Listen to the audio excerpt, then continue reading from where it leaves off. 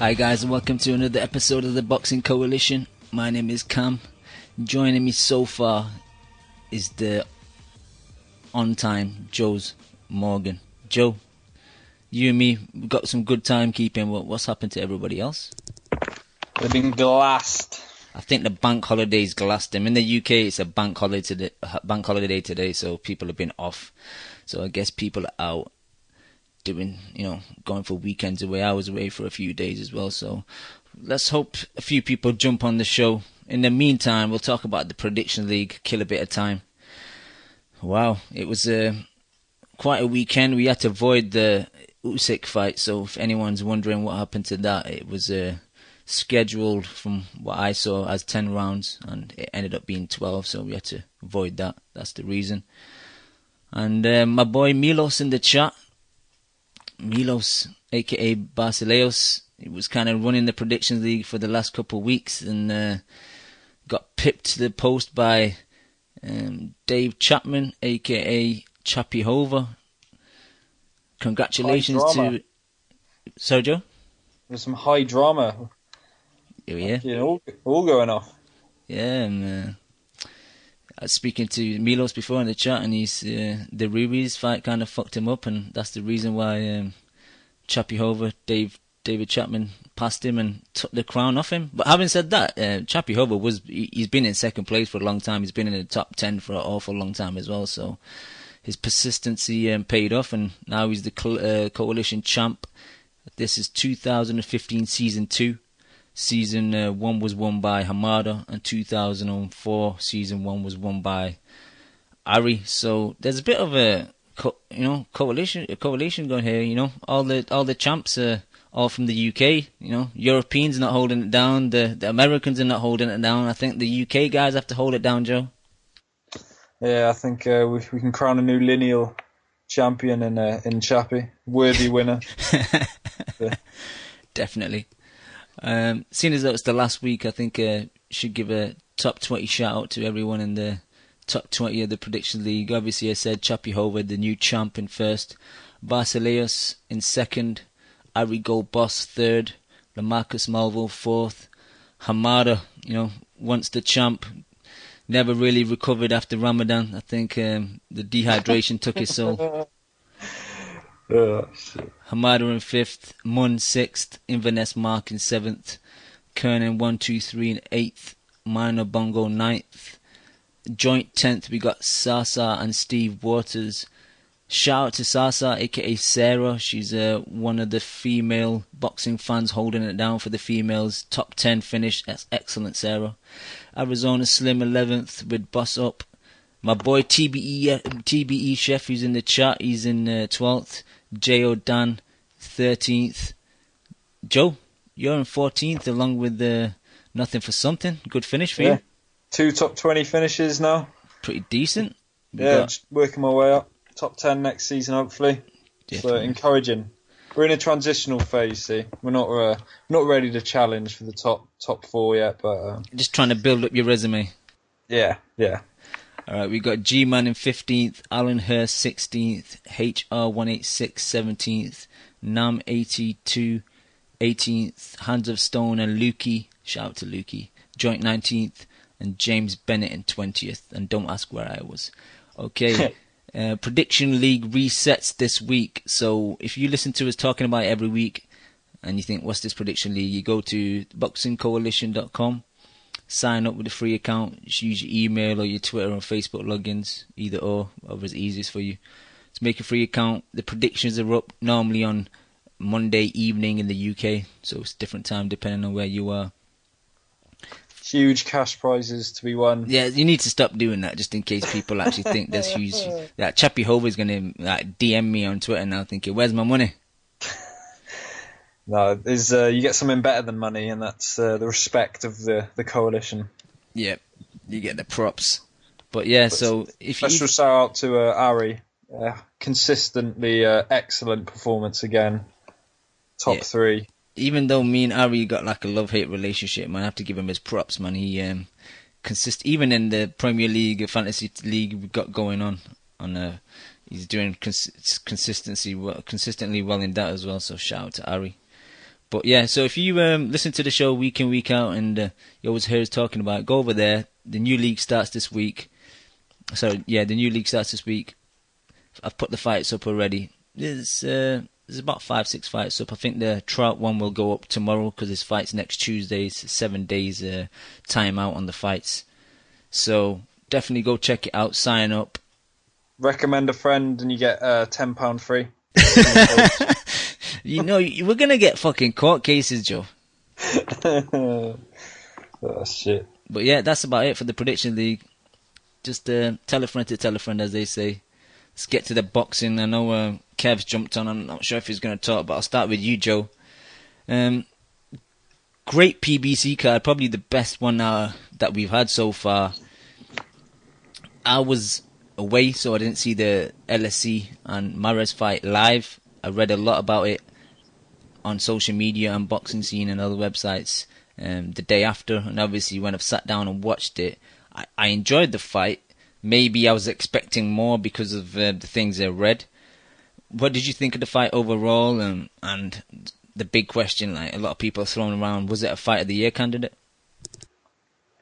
It wasn't, but it was still a very exciting fight. I mean, the crowd there, they were fuego, as the Showtime bloke likes to say. But as soon as I watched it late as well, and as soon as I got on the recording and put it onto the fight, you just knew shit was fucking live. You know, the crowd were mental. Looked like it was packed there. I fucking loved Mares coming to the ring in his badass bandana thing over his mouth with the skull. That was fucking sick. And then from the first bell, Mares just charges at him, winging away, and you're like, oh yeah. This is going to be a classic. It was sloppy at times, but you know, you can't fault Mares for the effort that he put in, and Santa Cruz as well. I mean, he's had a lot of hate, and justifiably so, for some of the opponents he's been facing, but you know, he stood up to the test. Would the Mares pre the Johnny Gonzalez knockout have beaten him? Maybe not. But you know, I think Santa Cruz was a close but deserved unanimous decision. I think the judges were pretty spot on with that. I had him by about 2-3 rounds. He took over in the later half of the fight, and yeah, he looked pretty good up at featherweight. It was just that they just didn't have the sort of knockout power that we saw in the earlier fight between Ceja and Ruiz. There was never the threat that one of them was going to get iced out of nowhere. It was just volume punches and who could sustain the most activity sort of thing. And credit to Santa Cruz, man, he came through. Good fight. I could see a rematch. Happily see a rematch. And Lee Selby still schools Lewis Santa Cruz. Yeah, I think for me one of the biggest issues was the size. Mares is not big enough for featherweight, and obviously Leo is a bit of a freak of nature. He's massive at the weight, and he's just gone to it. But I think Mares' future probably does lie back down at super bantam. I think there's better fights for him out there against guys that are more his size. And one thing that disappointed me with Mares is his activity was decent. I just think his accuracy wasn't that good. Obviously, when he's winging away to the body's a big target, but a lot of his headshots were cuffed, they were skimming off, and Leo had a lot better accuracy, even though his at times wasn't great. Like, they would have like exchanges where both guys might throw like 6-7 shots, and only maybe like 2 of them would land from each guy, and I thought, you know, for a high level of boxing that this is, they should be landing more shots. That was just my opinion. Maybe I'm being overcritical, but that's how I thought. Kev, are you on the line? Yeah, man. I told you guys stop hating on PBC, man. How the tides have turned. Nah. It was a good card, man. I enjoyed it. I give him credit where it's due. It was a good card. I don't know about fight of the year though. I mean, it was a fun fight, and if it turns out being fight of the year, it's just more because there's really not many good fights all year. But I actually enjoyed the undercard fight more than the main event fight, and I think the overall card was just awesome, especially because the undercard had those 2 type of fights, and the crowd was hyped up the whole way through. It's not like they were asleep for 2 hours. and then had to get up for the main event. So it was definitely good, man. As much as Teddy Atlas tried ruining it, it was a good card, man. Calm down. Don't be dissing my boy Teddy. But no, Teddy! I love how Teddy always like, yeah, both guys are being cut. Yeah, Mares was cut in his last 4 fights. It's like, all right, like, call the fight, Teddy. We don't need to know a history of their cuts. He did a nice piece of analysis on Santa Cruz doing his fucking little weird thing. Handshake thing. The thing is, though, like, he said, I studied this guy the other day and I noticed this little hand thing. I'm thinking, you've never fucking watched Leo Santa Cruz before. Yeah, you haven't noticed that 6 years ago? Exactly. It's not like you just picked up on like Johnny Chan's tell in poker, like you just discovered the fucking Da Vinci Code. Come on, man. Yeah, that made me laugh when Teddy was doing that. But Teddy is entertaining, man. Shout out to Teddy. But yeah, using the same lines again now, isn't he? He's kind of run out of like analogies, so it's always like the water in the basement, you know, the air in the tires, the bugs on the windscreen. But like, it is Teddy Atlas bingo. Like you're trying to predict which one he's going to use next. Yeah. I tell you, the ref sucks. That Jack Reese, if I never see him again, I won't be unhappy. Why do you say that? I rate Jack Reese as a ref, I think. Was he the Frotch Groves 2 ref? No.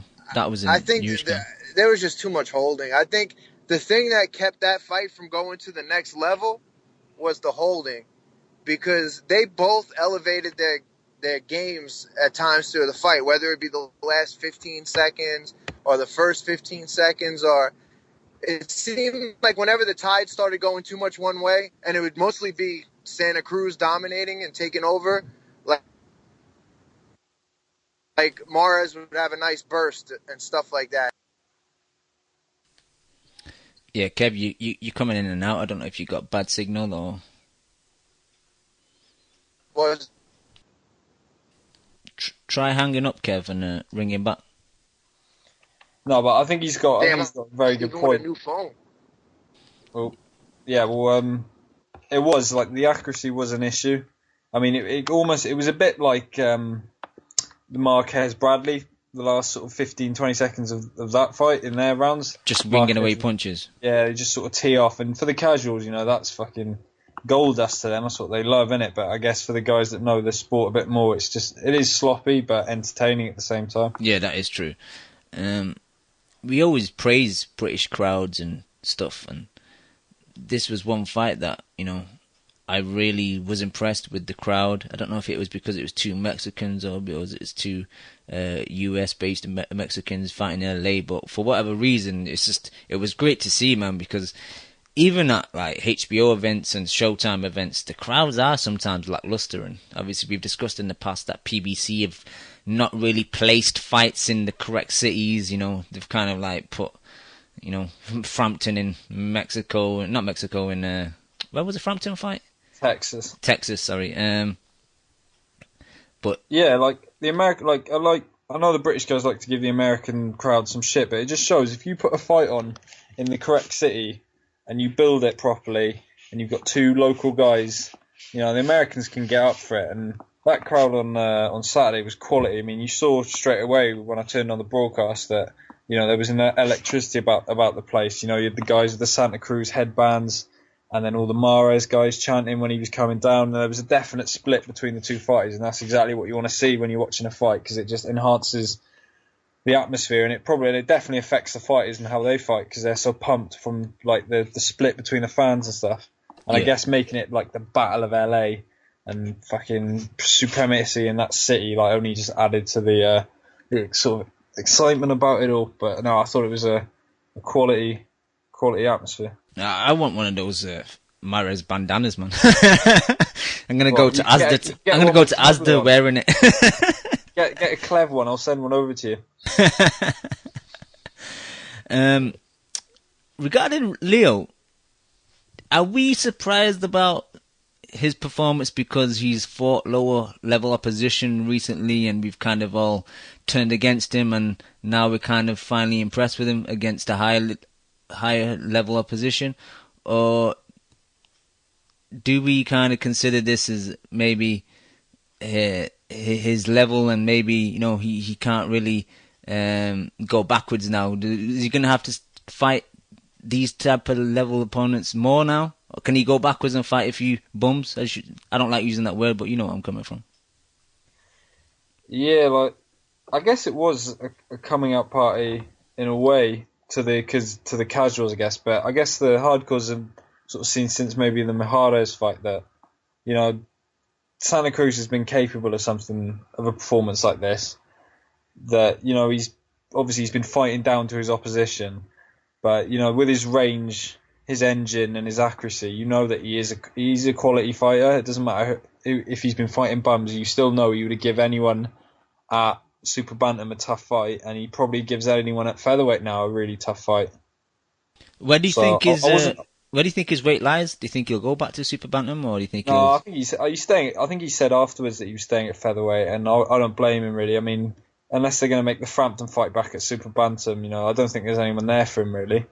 So stay at featherweight. You've got guys like Walters, Selby, and Gary Russell as well. So there's plenty of opposition there. Whether he'll take one of those three on next, probably not. I can imagine him taking another, not a bum fight like he used to do on the Mayweather undercards, but, you know, a decent level featherweight, a bit like Selby's taking at the moment against Montiel.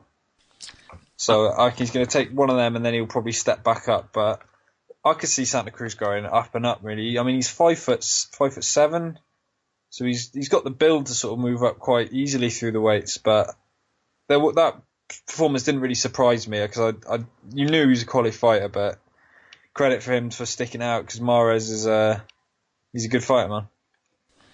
My biggest concern is, instead of just having one easy fight next, like Leo would have like 3, and then we'll all be shitting on him again until he fights another top guy. I don't think he'll do that. I mean, I think hopefully that's in the past. You never know. He could just go on another bum run in it, but yeah, I think he'll have one more, and then he'll hopefully put himself in with another guy. Yeah, and I think maybe another thing to confirm what you're saying is that, you know, with Heyman paying him so much now, I don't think he can kind of feed him that many bums, just because of, you know, how you can't really give him a purse is that big for lower level opposition. He's gonna have to start, you know, fighting higher guys. And I'd like to see the Walters fight. Obviously, I think Walters is still tied with, you know, Top Rank and HBO. I don't know what his situation is, but yeah, I think he's coming over, and they're in the process of bringing him over. Yeah, I think that fight will be excellent. Obviously, the Selby fight will be excellent. I could see him maybe throwing Gradovic in there with him. Yeah, that's a good fight. Former ex-champ. Yeah, picking up Selby's sloppy seconds, a bit like our boy Warrington. That is true, but I think it's still a decent fight in the States. Yeah, but you know, that's the thing with Santa Cruz. What he's got to do now is capitalise on the momentum, because fair enough, like there was a lot of guys in there that wanted him to lose, but they would have no doubt given him the fucking respect for going in there and beating their guy. And I'd imagine it would have rated well, and it will have a lot of fucking rewatches on YouTube. So he needs to capitalise on that and go again, and take all the fucking fans that he's picked up at the weekend and take them forward with him. Exactly. Because if he goes back and fights bums, you know, he's going to lose a lot of the guys that he'd have picked up this weekend. I totally agree. But no, great fight, great atmosphere. Not fight of the year, but probably the PBC card of the year when you combine it with Seja Ruiz on the undercard. Yeah, obviously we probably come back to Leo and Mares in a bit if other people jump on. So let's talk about the Seja fight. You know, again, obviously I missed it live, so when I watched it, Joe, it's just a fight that really had me engaged. You know, the turnaround in the fight. I think Teddy was mentioning about, you know, Ruiz's distance. You know, how he just kept Seja, you know, just at arm's length, and he would take a step back every time Seja would try and come into the pocket. And the knockdown was it the 4th? Yeah, I think it was the 4th. Yeah, where Ruiz knocked Seja down. I think Seja tried to throw like a lazy lunging right hand, followed by a left hook, and just in between after the right hand he got caught with a sweet left hook. At the time it didn't even look like he hit him that hard, but I think it was a combination of pure timing, wasn't it? Yeah, it was the timing and him lunging in. He just got caught like flush, and beautiful shot. And I thought, you know, maybe he'll be able to take him out.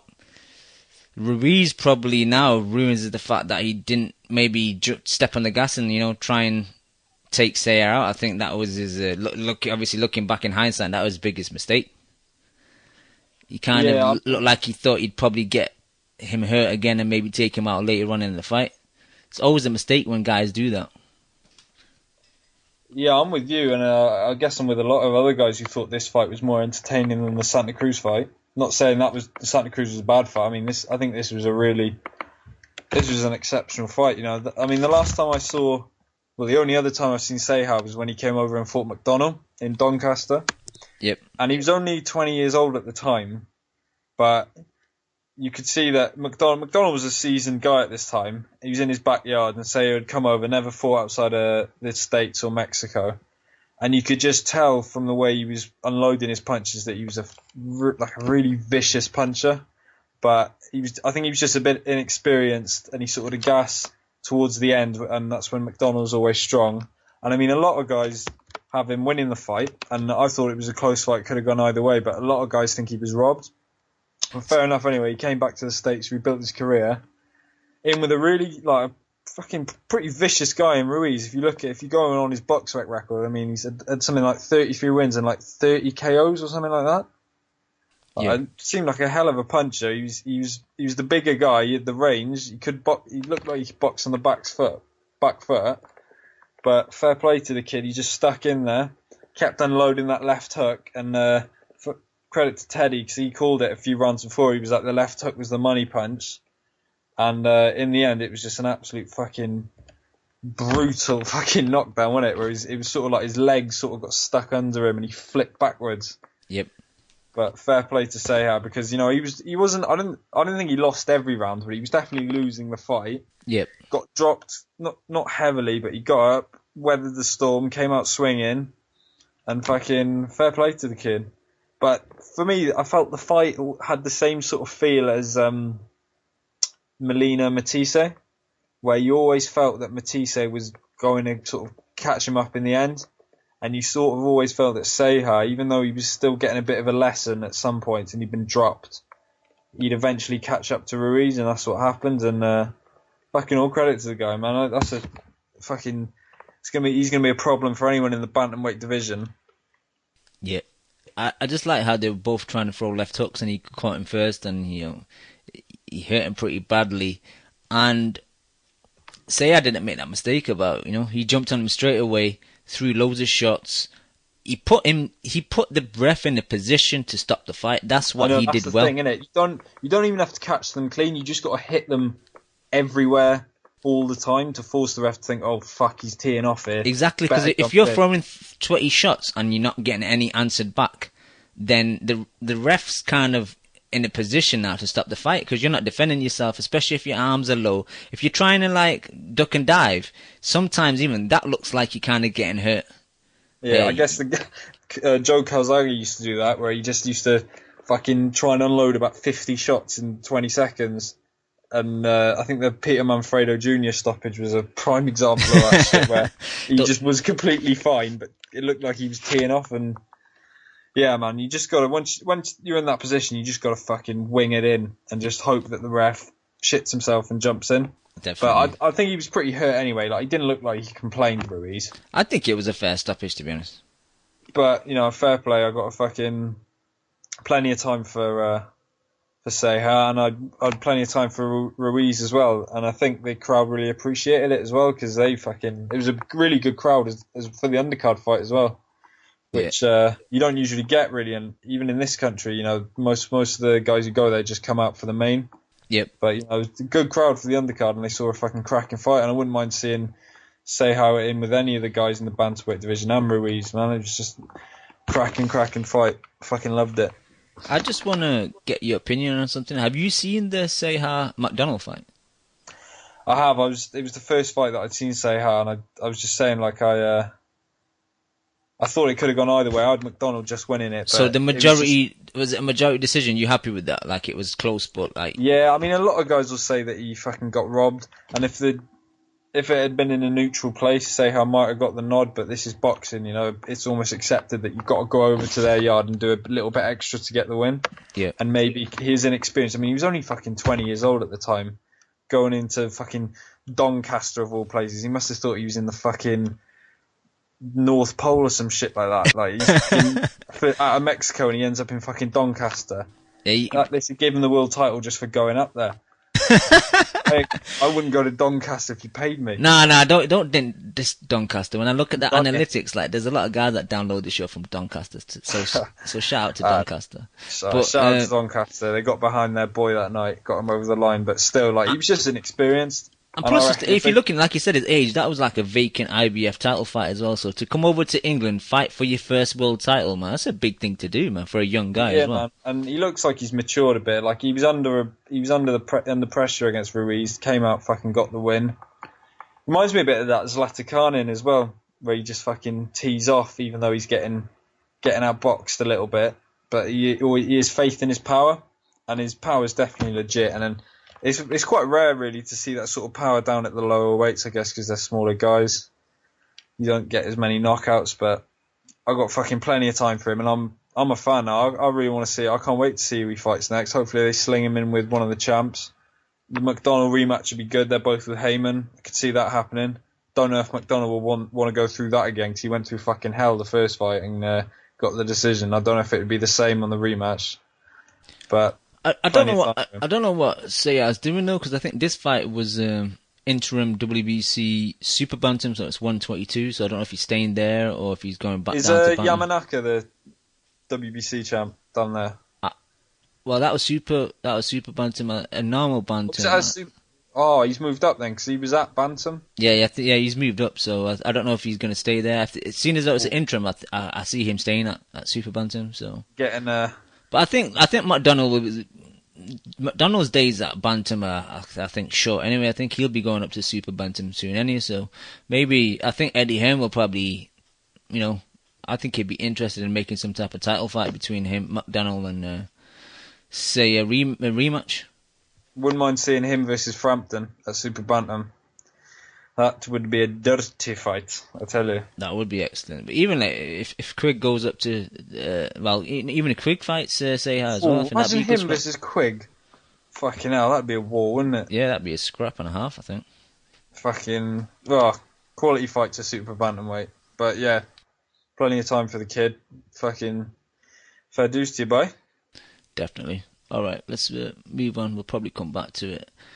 Few people messaging me. I don't think Ari will make today's show. I think he's a bit busy. So let's talk about Shane Mosley and Ricardo Mayorga. The circus that was that fight, man. Did you see it? Did you hear about the build up? See any of the build up?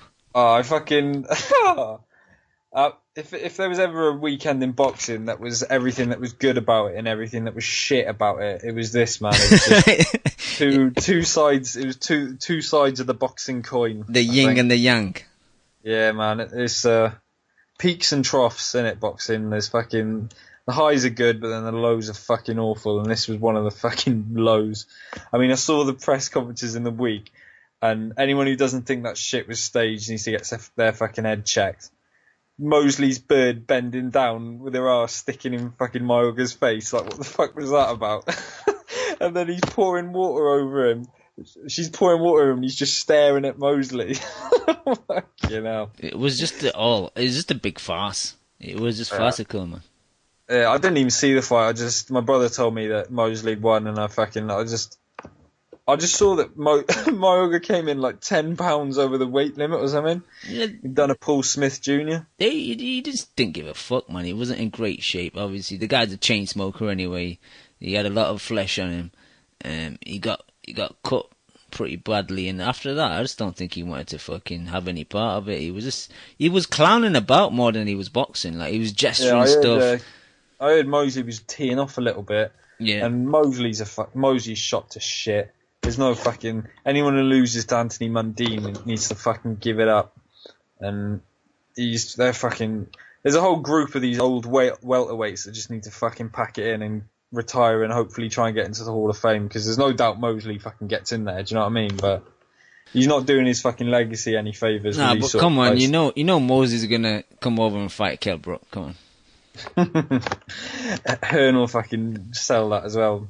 I don't know, because I think when Mosley originally was scheduled to fight Mundine in Australia, he was like offered $1 million. And one thing I liked is I heard an interview with him, and they asked him like, "Why are you taking this fight?" And he goes, "I'll be honest, it's because of the money. I've been offered $1 million, so that's the reason. There's no other reason." And I kind of loved his honesty, because in this day and age, you just hear guys talk shit about, Mundine's a good opponent. I want to please my fans in Australia. You know, they'll just make some shit up. You know what I mean? Where he was just being straight. Mostly, yeah, exactly. So if he's getting $1 million to fight Mundine, like what? Eddie's a cheap. I reckon he'd fight his fucking son if the money was there. No, but Eddie's a cheapskate though. Like, what would Eddie need to pay him to bring him over? I know he's maybe looking at the IBF title to kind of maybe get into some bigger fights, but he still want to get paid a higher level of money, I think. Hearn's sly, yeah, but he's not going to fucking bring Mosley over for Brook. I don't think even he'd do that. Like, that would just be the fucking end of his credibility. I don't know, but I think the biggest factor is Mosley's not going to be able to make 147. I just fucking get a bit fucking bored talking about this sort of shit, innit? Because it's almost like a moot point, innit? Like, what is he going to keep fighting? It's almost like in golf, innit, where you have the seniors tour. Yeah, where fucking Mosley should be the fucking the Pro Bowl or whatever they fucking have in football, where they have all the fucking veterans playing or whatever. Well, it's funny you say that, because this fight, when I watched it, almost felt like an exhibition fight. You know, like they were kind of like they were trying to entertain more than have a sporting contest, if that makes sense. Yeah, like Mosley needs his own belt, like the seniors championship or some shit like that. Yeah, he's gonna go on a tour, innit? Just fight old dudes. Because people think he's gonna go in there with fucking Errol Spence and hold his own, like they're having a fucking laugh, aren't they, really? It's just bullshit, man. He should either give it up, because he's just delaying his own entry into the Hall of Fame, and he's just damaging his legacy, because it's pretty fucking strong. Like a lot of people, like, they've got fucking mad respect for Mosley's run at lightweight. I mean, he was a fucking unbelievable light welter and lightweight. Yeah, and the wins over De La Hoya as well. Oh yeah, and they were a bit contentious and all that, but he's had some quality wins at welterweight as well. You know, he's a good fighter, but he's just fucking pack it in, mate. Like, what's next? A fucking Margarita rematch or some bullshit? I'm also concerned with his slurring as well. When you hear him in interviews now, he has started to slur quite a bit. So. Yeah, I mean, well, that's just fucking part and parcel of the game, innit? Some people get it, some people don't, but you just hope you don't, innit, if you're a fighter. Yep. Alright, we got a few guys on the line, You'll end up like fucking Meldrick Taylor or some shit like that, innit? Yep. Alright, we got a few guys on the line. Let's see if they're there. Ari, are you there? Yeah. Ari's just sulking at the signings that Manchester United have made today. He's just digesting his crow. No, I'm tired now. I don't know. What's up? Alright, what's your thoughts on Santa Cruz, Mares, and Saya, and Ruiz, and Mosley, and Mayorga?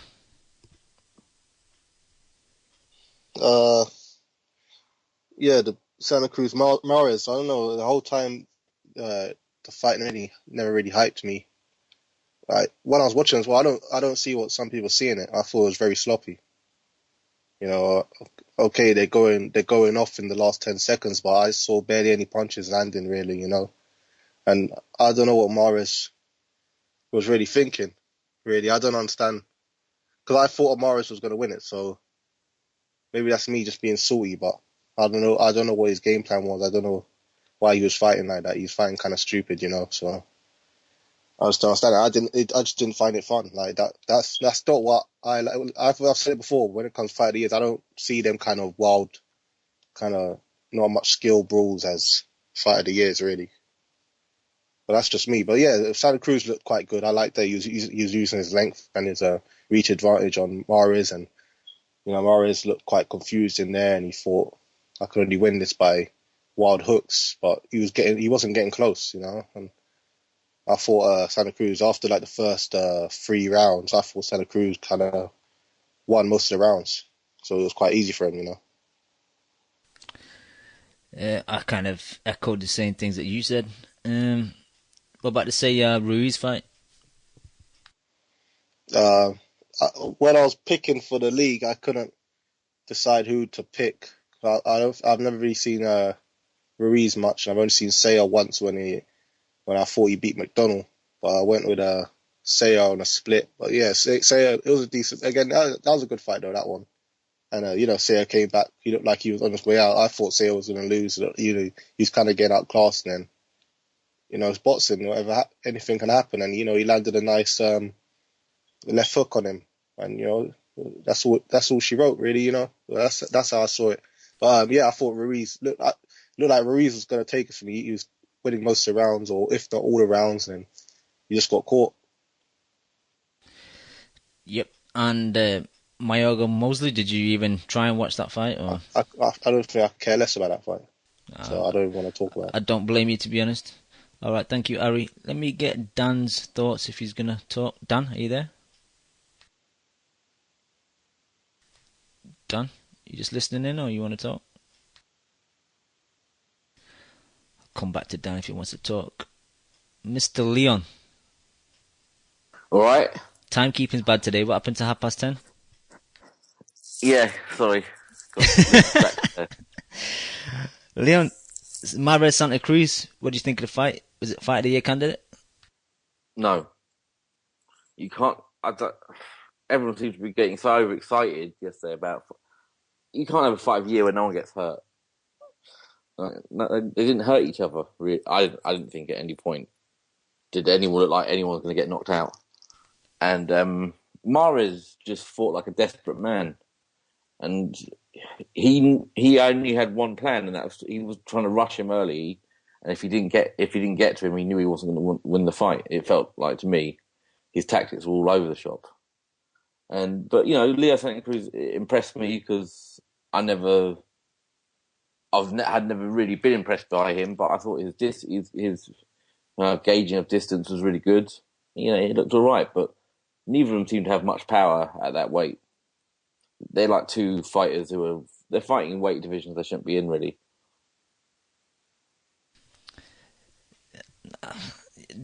That's the issue with Santa Cruz, is obviously he's a bit feather-fisted, so obviously the higher he goes now, his power is going to dilute even more and more. And if he fights any kind of boxer, any kind of slick guy, anyone who can give him angles, he's there for the taking, I think. He squares up quite a lot when he starts throwing punches. Yeah, I mean, he impressed me because I thought he wasn't very good. So, it's a good victory for him. But I think he'll just do what Wilder's doing now, and he'll just go on and fight a couple of like D-level fighters for the next couple of fights. I don't think we'll see that Russell fight for another 2 or 3 fights. Yeah, I like Selby. I like Selby to get hold of him because Selby could school him, I think. Yeah, me and Joe were discussing the same subject a bit earlier.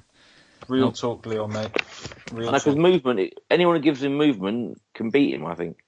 And Selby would be bigger than him, and Santa Cruz has never had that in his career. A guy being physically bigger than him. Well, look at the disparage. What is Mares really? Bantamweight? He's like 5'4", isn't he? He's fucking tiny. But I know it's easy to say someone's soulless after we all joke, but he looks, like I said, he seems so desperate.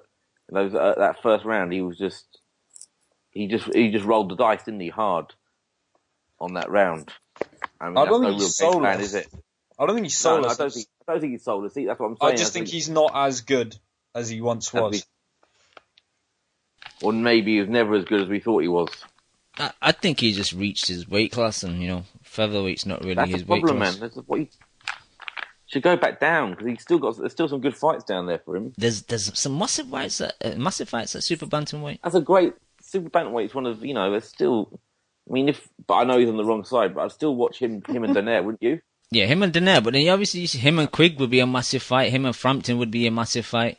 McDonald coming up would be a big fight. There's a lot of good fights to be made at super bantamweight. Even taking out still, like the people at top rank, Yeah. But yeah, no. So Yeah, I guess it'd be interesting to see what they do with Santa Cruz next, because it's been such a horrible journey to get to this fight, hasn't it? Really, over the last couple of years. I just don't think he'll fight anyone again for another year. I've got that same worry. I was saying it earlier to Joe, but hopefully with him being paid so much by Mr. Heyman, I think maybe that will force him to kind of fight better guys. That's what we thought about Wilder, though, isn't it? And he's on full bum run at the moment, isn't he? True, but I think with heavyweights you can kind of get away with it because they always attract attention. Like the heavyweights, like heavyweight champ will always attract a lot of media attention that he kind of sells himself. Where with Leo, is hardcores and guys that are slightly more than casual fans like would watch the bantamweight division. Like anyone would watch fucking heavyweight, so maybe that's... But I guess it's even the same with Brook. Because when he won that Porter fight, we were all like, throw him in with Bradley, get the Khan fight, Thurman, and he fought fucking Jojo down and Frankie Gavin. Obviously, I know I'm salty, but I did say that at the time. I said, look, he's going to go back and Hearn's going to protect him. And that's it's easy. It's easier for Leo Santa Cruz to get good fights I know. Because they're all in-house. Yeah. So there's no excuse. So what's going on with Wilder? The only excuse he's got is if Heyman doesn't want him to fight these guys. Because he's named his fucking son after him. That's a good point. But it was never a fight of the year. I just think that was just a total overreaction to what has been a poor year. It was, and I think we'd been starved of boxing the last few weeks. So we'd got one good fight and everyone had gone ape shit over it. That's. But was it a good fight? I don't. It was an enjoyable fight, but I think Ruiz versus Seiya has more value as fight of the year over Santa Cruz Mares. Because it had drama, it had a turnaround, it was exciting to watch. Exactly. There was legit power in that fight. I mean, let's be honest. I watch boxing because you want to see someone get hurt. Even though it sounds a bit kind of satanic. That's what it is. We want to watch. Let's be honest about it, man. Let's be real. That's what you don't want to see boys tip-tapping each other. You watch the fucking amateurs for that, innit? Exactly. You want to see brutal fucking through the rope knockouts. I just want to see power. I don't care if you get knocked out. I just like seeing power. You like your killers, don't you, Leon? I think we all do, really, deep down. People say they like sleep boxers, but they're lying. Even Hamada. But I like anyone with power in whatever form it comes in, as long as there is some power. As long as it's legal power, like they can't be headbutting people. No, I just didn't feel that anyone was really getting that hurt. But I can't argue with that. The Seiya fight, Leon, quickly, just like you enjoyed it, just like the rest of us. Yeah, I really enjoyed it. I had Seiya behind on the cards. Like I think it was, he definitely lost at least 3 rounds. So what he got knocked out in the 5th, didn't he? So it was 3-1. But yeah, he caught him. I didn't think he was going to win that fight. He looked like he was in trouble, but power again. Power's the key, isn't it? Yeah. And Mayorga Mosley, you bother watching that?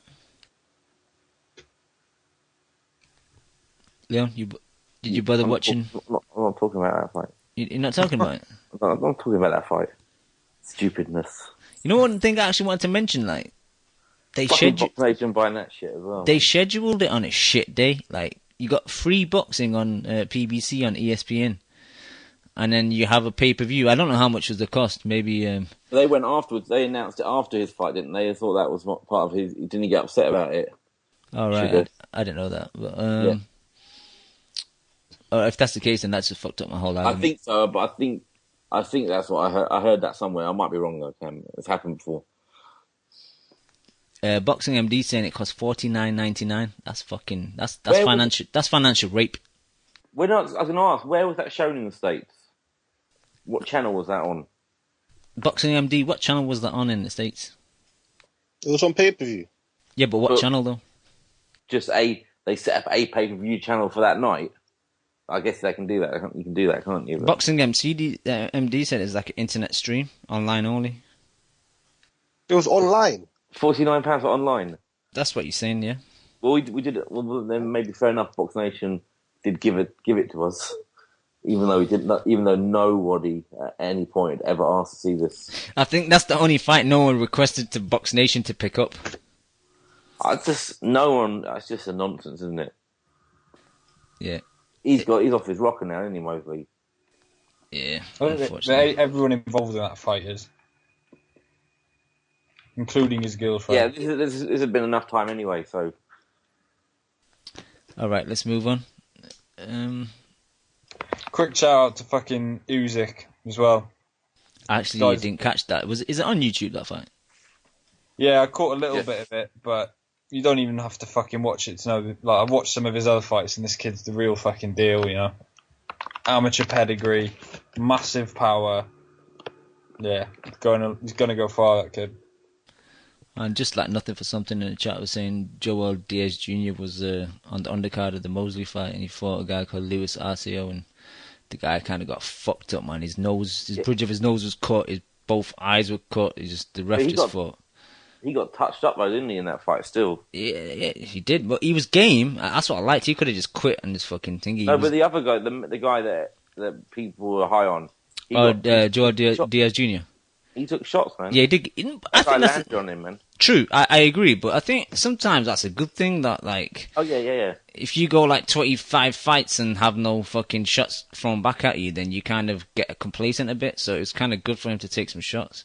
I kind of don't know where I stand with Joel Diaz Jr. yet. I think he maybe needs to step up a bit. I think that was his 19th fight, so maybe he needs to step up in class now. I don't know.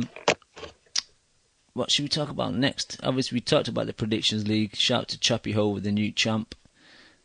Did he win it then? He came through and won it, did he? Yeah, he picked Milos at the post in the last weekend. Milos gassed, man. But shout out to Ari as well. Ari, we gave you some props earlier for your consistency in the prediction leagues. And yeah, you can hear that, man. He'll get big-headed.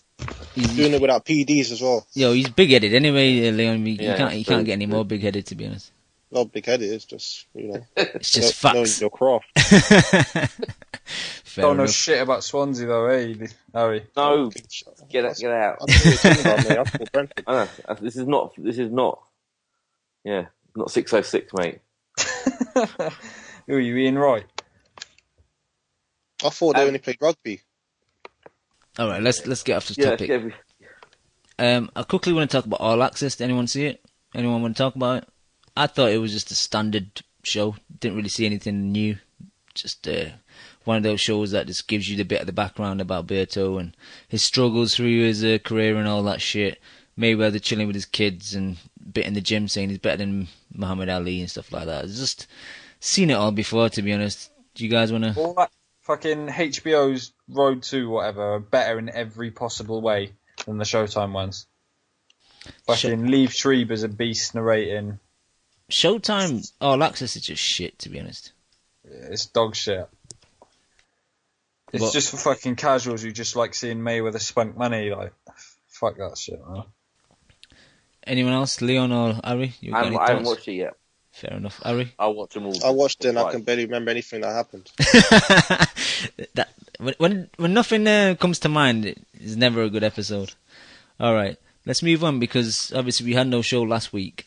There were a couple of fights that Mr. Hearn and Matchroom had announced, and I just want to get your thoughts on them. Okay, Smith and Fielding, Callum Smith versus Rocky Fielding, and Frankie Gavin versus Sam Eggington. I'll start with you, Joe, because I know you got to get some rest because you're up early in the morning. What do you think about these fights getting made? Credit to Hearn, man.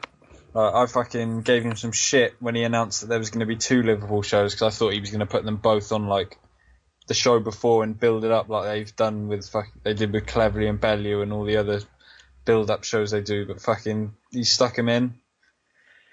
Should be a good fight. I don't know why, but Ari's put this fucking thought in my mind that Callum Smith has got a glass chin.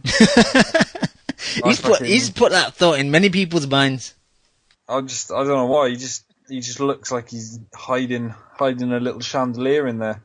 But I think Fielding's legit. Like everything tells me Smith will win, but I don't know. I can just see Fielding catching him and maybe knocking him out. So at the moment, I'm going Fielding KO. Yeah, Fielding's going to knock him out. Fielding will knock him out. It's a great fight at the moment for the city. It's going to be packed out.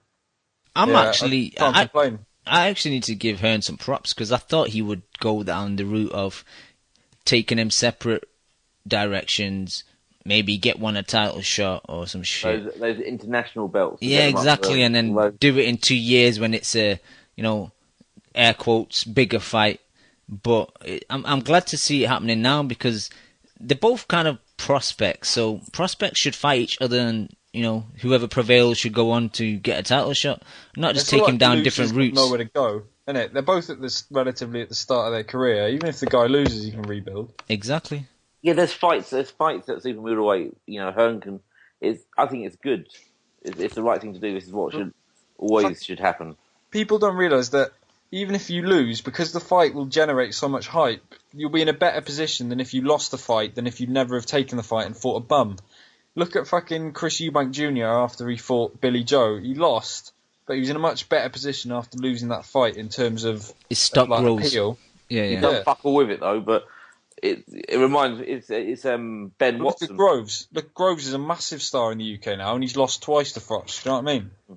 It's Ben Watson. It reminds me of Ben Watson from back in the day, and it didn't do either. Well, they both got big fights. Their careers carried on. Ari, your thoughts on this fight? You picking Rocky Fielding? At this present time, yes. Because like Joe said, I think Callum Smith's hiding something. So I've never really... And I don't like the way Rabas was touching him. And, Rabas has got absolutely no power. And it looked like his defense is a bit lazy. And, it's going to be a close fight, of course. But I see Fielding knocking him out. I just see it. I think he That's might. just me, though. I agree. I think he's easy to hit to the body as well, Callum Smith, for all his own good body work. No head movement as well. No. That typical Gallagher style. Very upright. Yeah. And Fielding's not the most skilled fighter, but he can punch. Oh yeah, you can whack, can't he? Yeah, and credit to Hearn, he finally made that fight. It had to be made, And I don't think it's even for like a final eliminator or anything. It's just for the belt. It's for British, isn't it? For the British, yeah. Yeah. So well, I'm a bit surprised by that. So, yeah, at least he made it, I guess.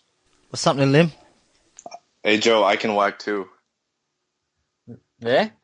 I can whack too. Yeah? Yeah. Lim knows how to jump on the line and make it uncomfortable. Yeah. Hey guys, is it fair? Is this like a DeGale, what's his face, Groves type of situation, like back in 2011? Yeah, that's a good comparison. Yeah. No, because I'm not even trolling. I don't know how, but I've been watching a couple Callum Smith fights, and I like him, man. I think he's a pretty good fighter. I don't know if you're trolling or not.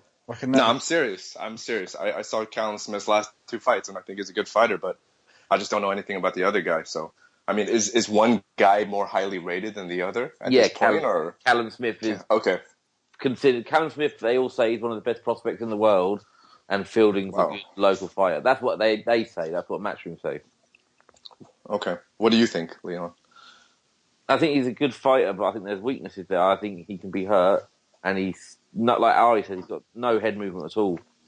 And I think Rocky Fielding can punch. So the only thing is, I don't trust Gallagher either. I think Fielding's only. I think Fielding's only positive is that he can punch. I don't think he's a good boxer, to be honest. Like when I've watched him, he seems a bit lethargic, and I think Callum's a better boxer. I don't think he passes the eye test in the same way that like Luke Campbell does. Do you know what I mean? Like, yeah, you just know Luke Campbell is the nuts, isn't he? But Callum Smith, even when he's gone up to world level, he's UD'd everyone. Like he UD'd Shezlocker. Yeah. He hasn't been at world level yet. People are saying he's got this monstrous fucking power. Well, we haven't seen it at fucking a decent level at all. No, that is a good point. As soon as he stepped up, he's not taking guys out. He did drop Rabras though, but body shot. But yeah, I mean, he bangs to the body. There's no fucking doubt about that. He's got some fucking unbelievable torque on his body shot, but can that win you a fight? Maybe not. Gavin Egginton. I'm a big fan of Egginton. I hope he takes Gavin out, and don't know what happened to Gavin going back to 140. I guess he just can't give up the fish and chips. It's the Battle of Birmingham. I'm hyped for this fight. I couldn't give a fuck about this fight. Well, get them. Don't talk then. This is a great fight. I'm really excited about this fight. I'm high on Eggington like you. Yeah. What the fuck? Are you for real, Leon?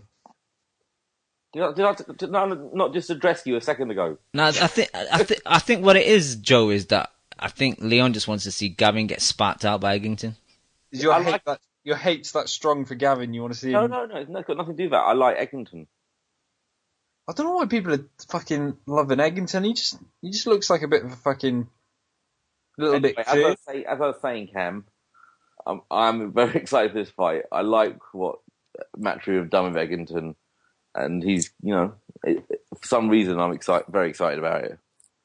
Fair enough. Would you pick Eggington by KO, or do you think it go to points? I just think it's to stop him late.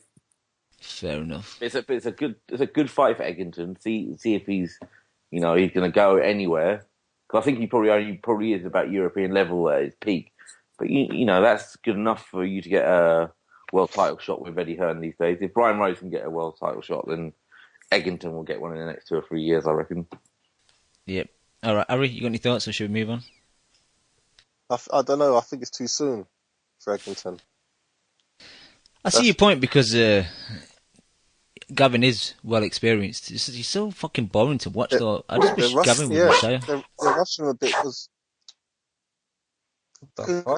Gavin can make the fight boring, even though he's been a letdown, but he's still got skills. Gavin, he can still outbox him. Gavin Eggington could turn into Gavin Skeet Part 2. No, because Eggington's a come forward fighter. True. But Gavin's a solid counterpuncher. Yeah, but he hasn't got enough power to hurt Eggington. We've never seen. Would he need enough? Would he need the power? It's not like he's going to get blitzed like he did against Brook, really, is it? We don't know. We'll tell you. The interesting thing, because I see it, that they think Eggington's the A side. So if that ring is small, which I think it will be on the night, he can get to him. He's a big enough puncher to hurt Gavin. I just feel it's a bit too soon. I would have wanted Eggington to defend that belt a couple more times to get up, because I do like what I'm seeing so far from Eggington. He's obviously surpassed everyone's expectations, including Hearn. So he thought maybe he's ready for him now, to moving on to European after this. But I would have liked at least one more fight. Yeah. All right. I want to get to Lim, because in case he has to drop off again. Lim, are you still there? Yep, I'm here. I'm here, guys. The PBC card, did you manage to catch it? I just want to get your opinion on it. I did. I mean, I picked Mares. I didn't tell you guys, but I picked him privately, and I don't know. You guys think Mares was overrated? Because, I'm probably one of the most harshest and negative guys, but to me, I think Mares' resume from 115 to 122 was absolutely legit. So do you guys think it's just Mares being too small for the weight class? Yeah, I do. I think even then, major issue is that. I agree with that, but the fact is he fought a guy that was Santa Cruz's first fight at 126, was it not?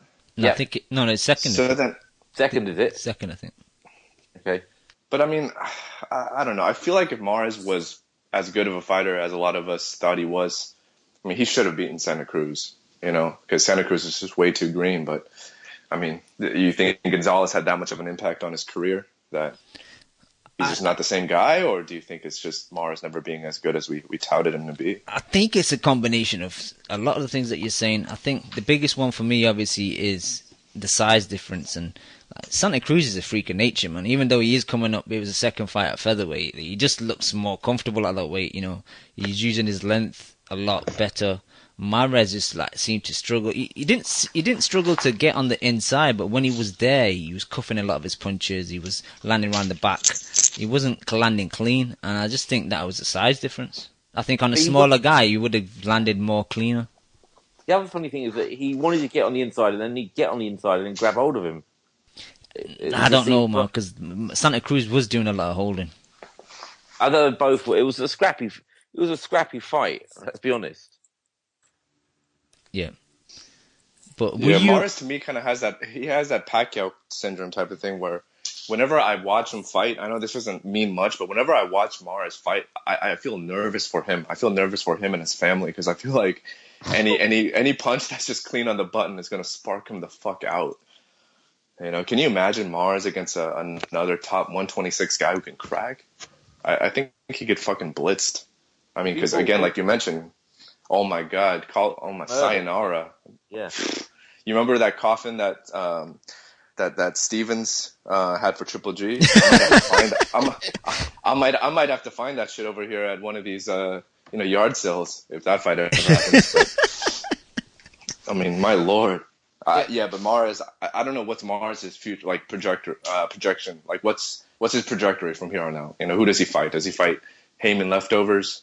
I think he might get fed to Russell before they get Russell to go, because they're going to keep Russell and Santa Cruz apart. So I think he might be fed that way. You think you can classify that as being fed though? Because I kind of think Mares would have a decent chance against him.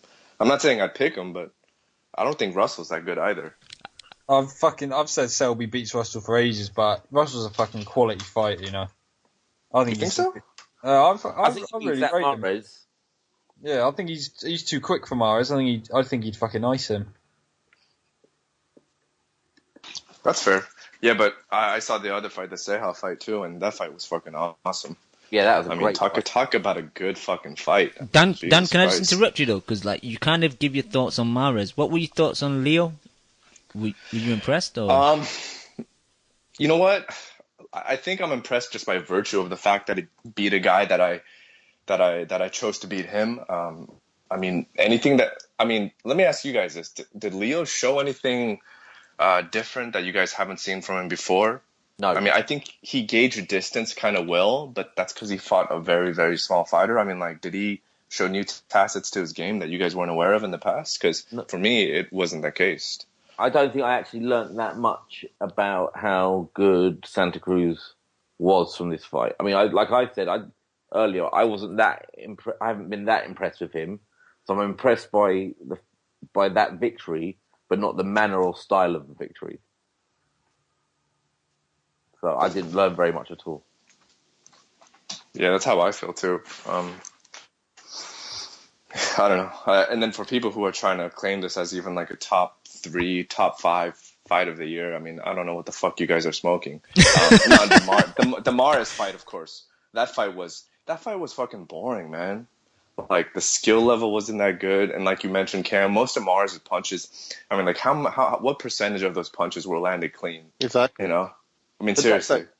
The 10-second the clapper goes and they start winging it, Right. landing absolutely nothing. You know, guys are going crazy. But I was just sitting there thinking, But everyone's nothing's telling me. even landing.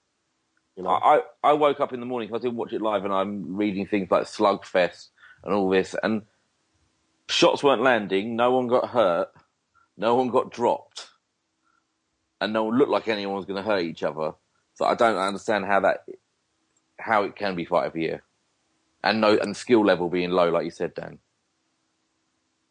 Yeah, and do you guys remember, I mean, I don't know what your guys' take on Mares was, but I remember when Mares fought, was it Maharis at 118? Who was the guy that was like a 50-50 fight? It was after his fight with Darchinian, the second one. But anyways, what I'm trying to say is I thought Mares was like a legitimate top 10 pound for pound type of guy, you know, and I love the guy to death because it felt like he would just fight everyone, you know, and that was only 2-3 years ago, and now the guy is kind of in no man's land. So I feel bad for Mares. I like him, but I think his kind of career as a top, you know, pound for pound guy is well out the window. Yeah, and undercard, Ruiz, Saya. Yeah, that fight was amazing. It was really, really fun to watch. Got nothing else to say. It's just a great fight. Yep. And did you manage to catch Mosley Mayorga, or were you bothered?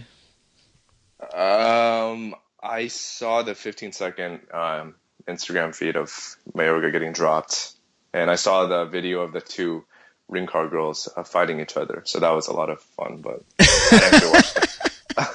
I didn't watch the actual Mayorga fight though, so no, I don't have any take on that. Okay, fair enough. Thank you, Dan. All right, guys, I just want to go back to some of the UK news. Obviously, we talked about Eddie Hearn and his matchroom announcements for his future fights.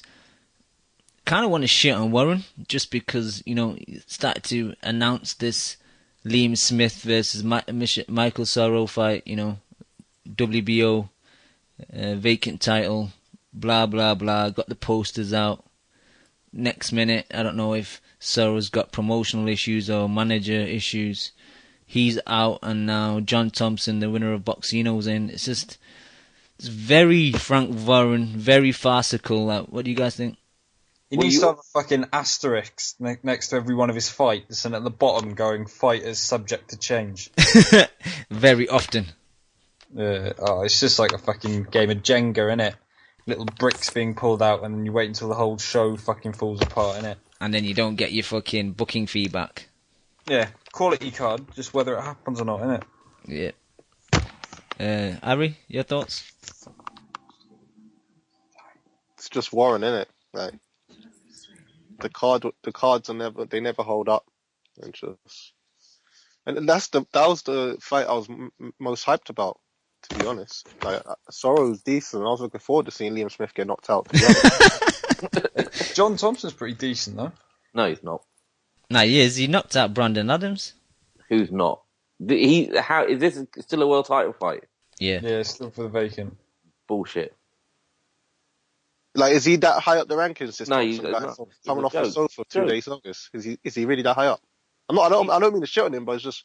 I'm not having you come from a domestic level fight in America, and then you walk into a world title. Nah, I think you're being a bit harshly, and I wouldn't say that. Well, how is that not any more domestic than our domestic fights? No, I think the win in the final of Boxino over Brandon Adams, I thought that was a very good win. I was picking Brandon Adams to beat him, so to stop Brandon Adams as well, I think that was quite impressive. I think that says more about Brandon Adams than it does about this one. Sorrow's higher up the rankings than Smith, so how is it that Smith is still the one fighting for the belt? I just don't get it. Well, Warren's got the WBO in his pocket, so. Yeah. Did you see Sorrow tweeted that he was getting paid? Like, I'm not a beggar. I'm not taking. I knew it was about the money. I knew it, but why? So why hasn't it gone purse bids then? Why is it that Warren's straight away got it for Smith? Is it not supposed to go purse bids if it's the 2 and the 3, wherever they are in the rankings? Well, I think Warren's got his little WBO minions working for him again, like he did in the 90s. That's ridiculous. I knew it was about money, and that's why he pulled out. It was obvious. They tried to make out like he had promotional issues or something like that, but of course it's about the money. He's not getting paid enough, and I don't blame him if it's that. Yeah, he's not solely getting a minimum. But yeah, good card if it holds up. Yep. Any other news you guys seen on boxing scene or anywhere else that you want to discuss? Seeing as though we got a bit of time. Big gutted cringe side got took off TV. I don't know. I was speaking to someone on Twitter the other day who really enjoyed Ringside, so I'm was shocked, to be honest. The thing about the issue with Ringside is years ago it was fine because obviously the content wasn't there, but with YouTube and people like Coogan and other guys that do that similar kind of job, as soon as a press conference happens, it's up on the internet and then within an hour. Interviews are up within half an hour. So you don't really need a weekly magazine show. The best thing I think Ringside did were, some of their specials with boxers. But I liked when they were building a fight and they got the 2 of the guys on the set. Yeah. And they started jawing at each other, whatever, like Frotch and Groves did. Like that was pretty decent. Yeah, but I think week in, week out, it's unnecessary to have like a magazine style show. I don't think you need it in this day and age. I'm gonna really miss those really awkward scenes with Johnny in his little ring, trying to get a fighter to talk through his tactics and then just struggling to put words and sentences together.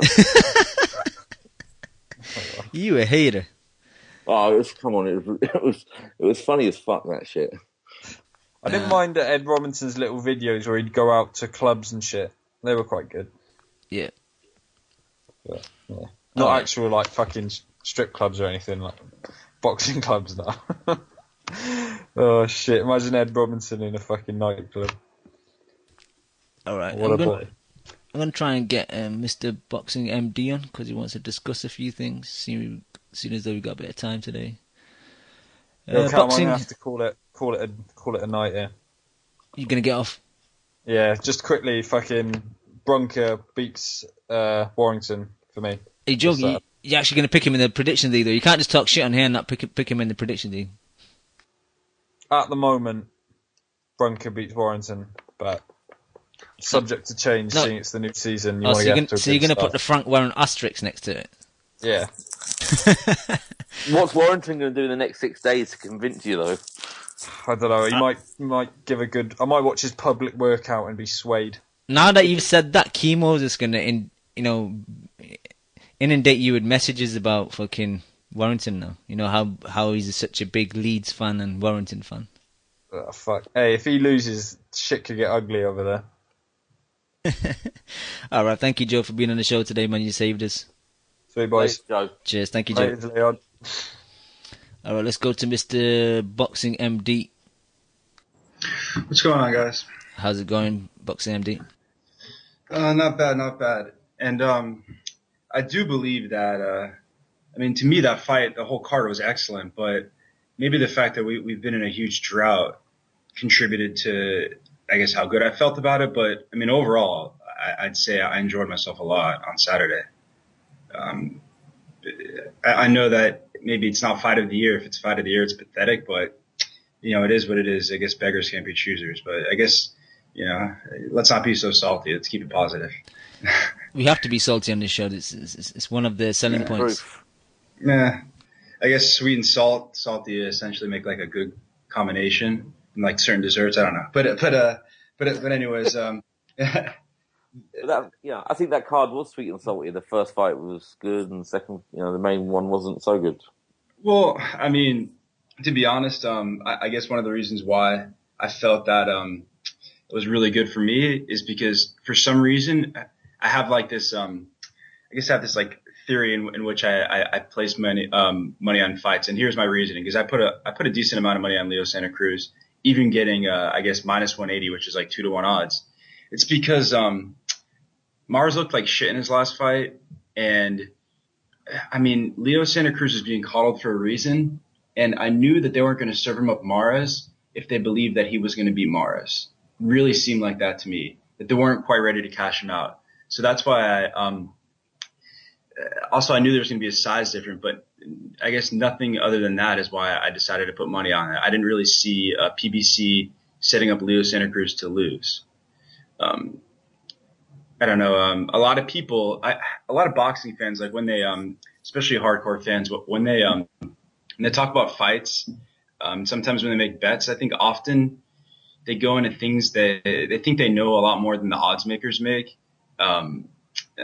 because they have like, I guess, inside knowledge, or they do know more about the game than the casual fan. I understand that, but I would never put money on. I typically would never put money on an underdog.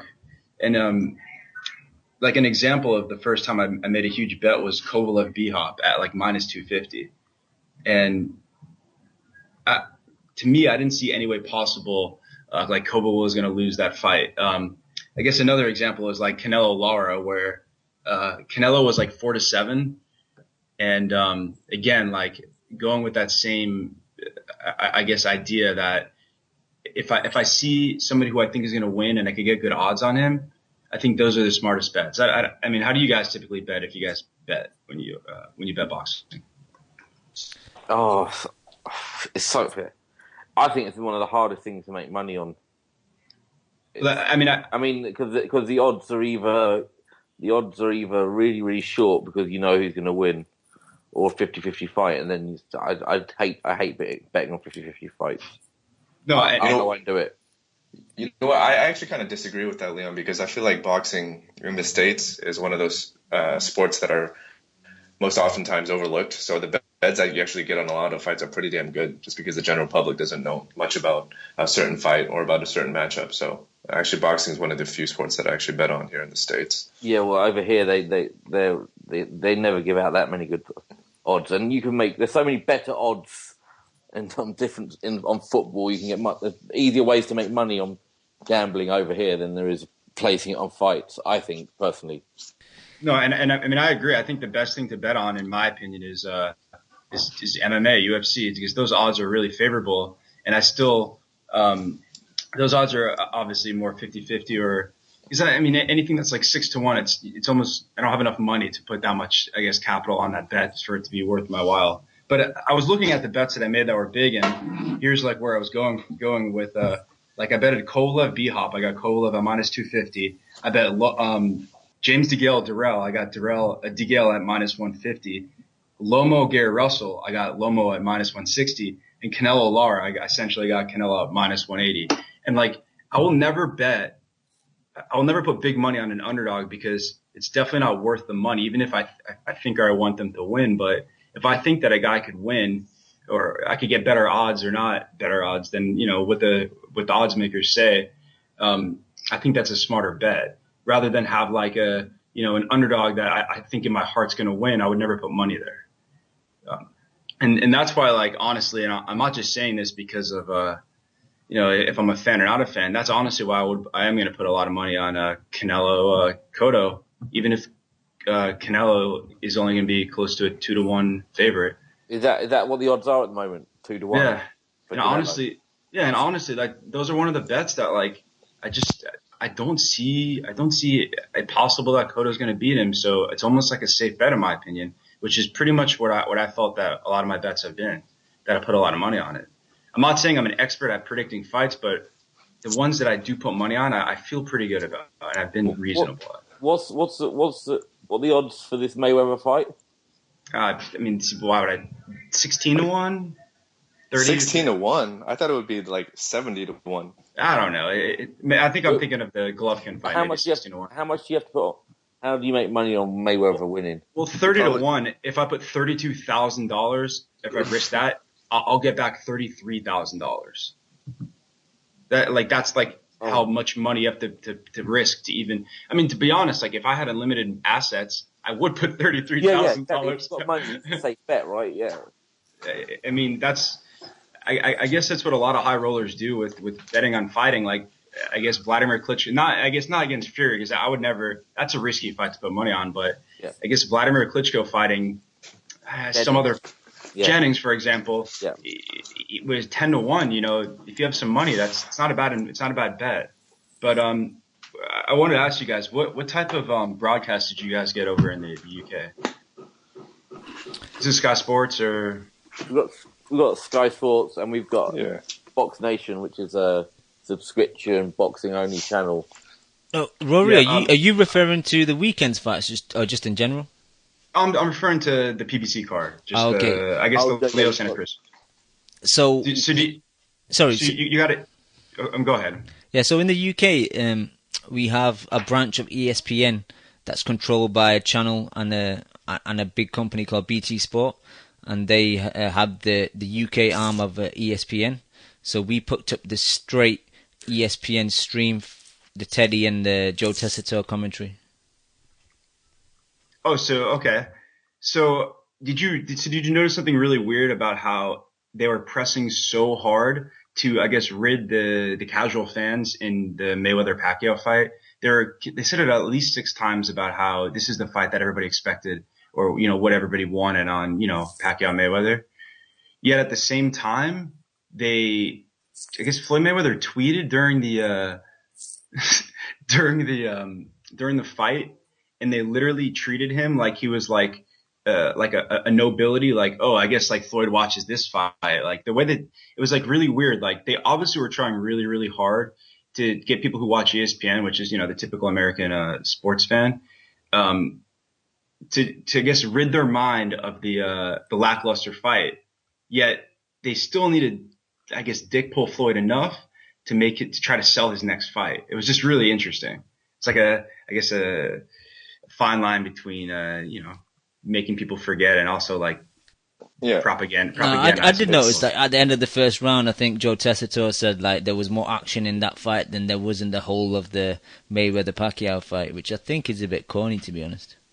It's really corny, and like it's also like it makes sense. Like the Canelo Kirkland fight that happened on HBO after, we all know that's a rivaling network and the whole incident. So, the whole debacle, so that makes sense. Like it's blatant. It's I guess it's like it's an obvious business move, but it's almost like they're admitting that they fucked up or their product in itself, ESPN, is not good, was not good in a way, because now they're associated with PBC, Al Heyman, and Floyd Mayweather. That it's like, we fucked up, we didn't give you guys what you wanted now, but like, we'll promise you that, we have good fights coming. It's just, to me, it's kind of comical. And you're right.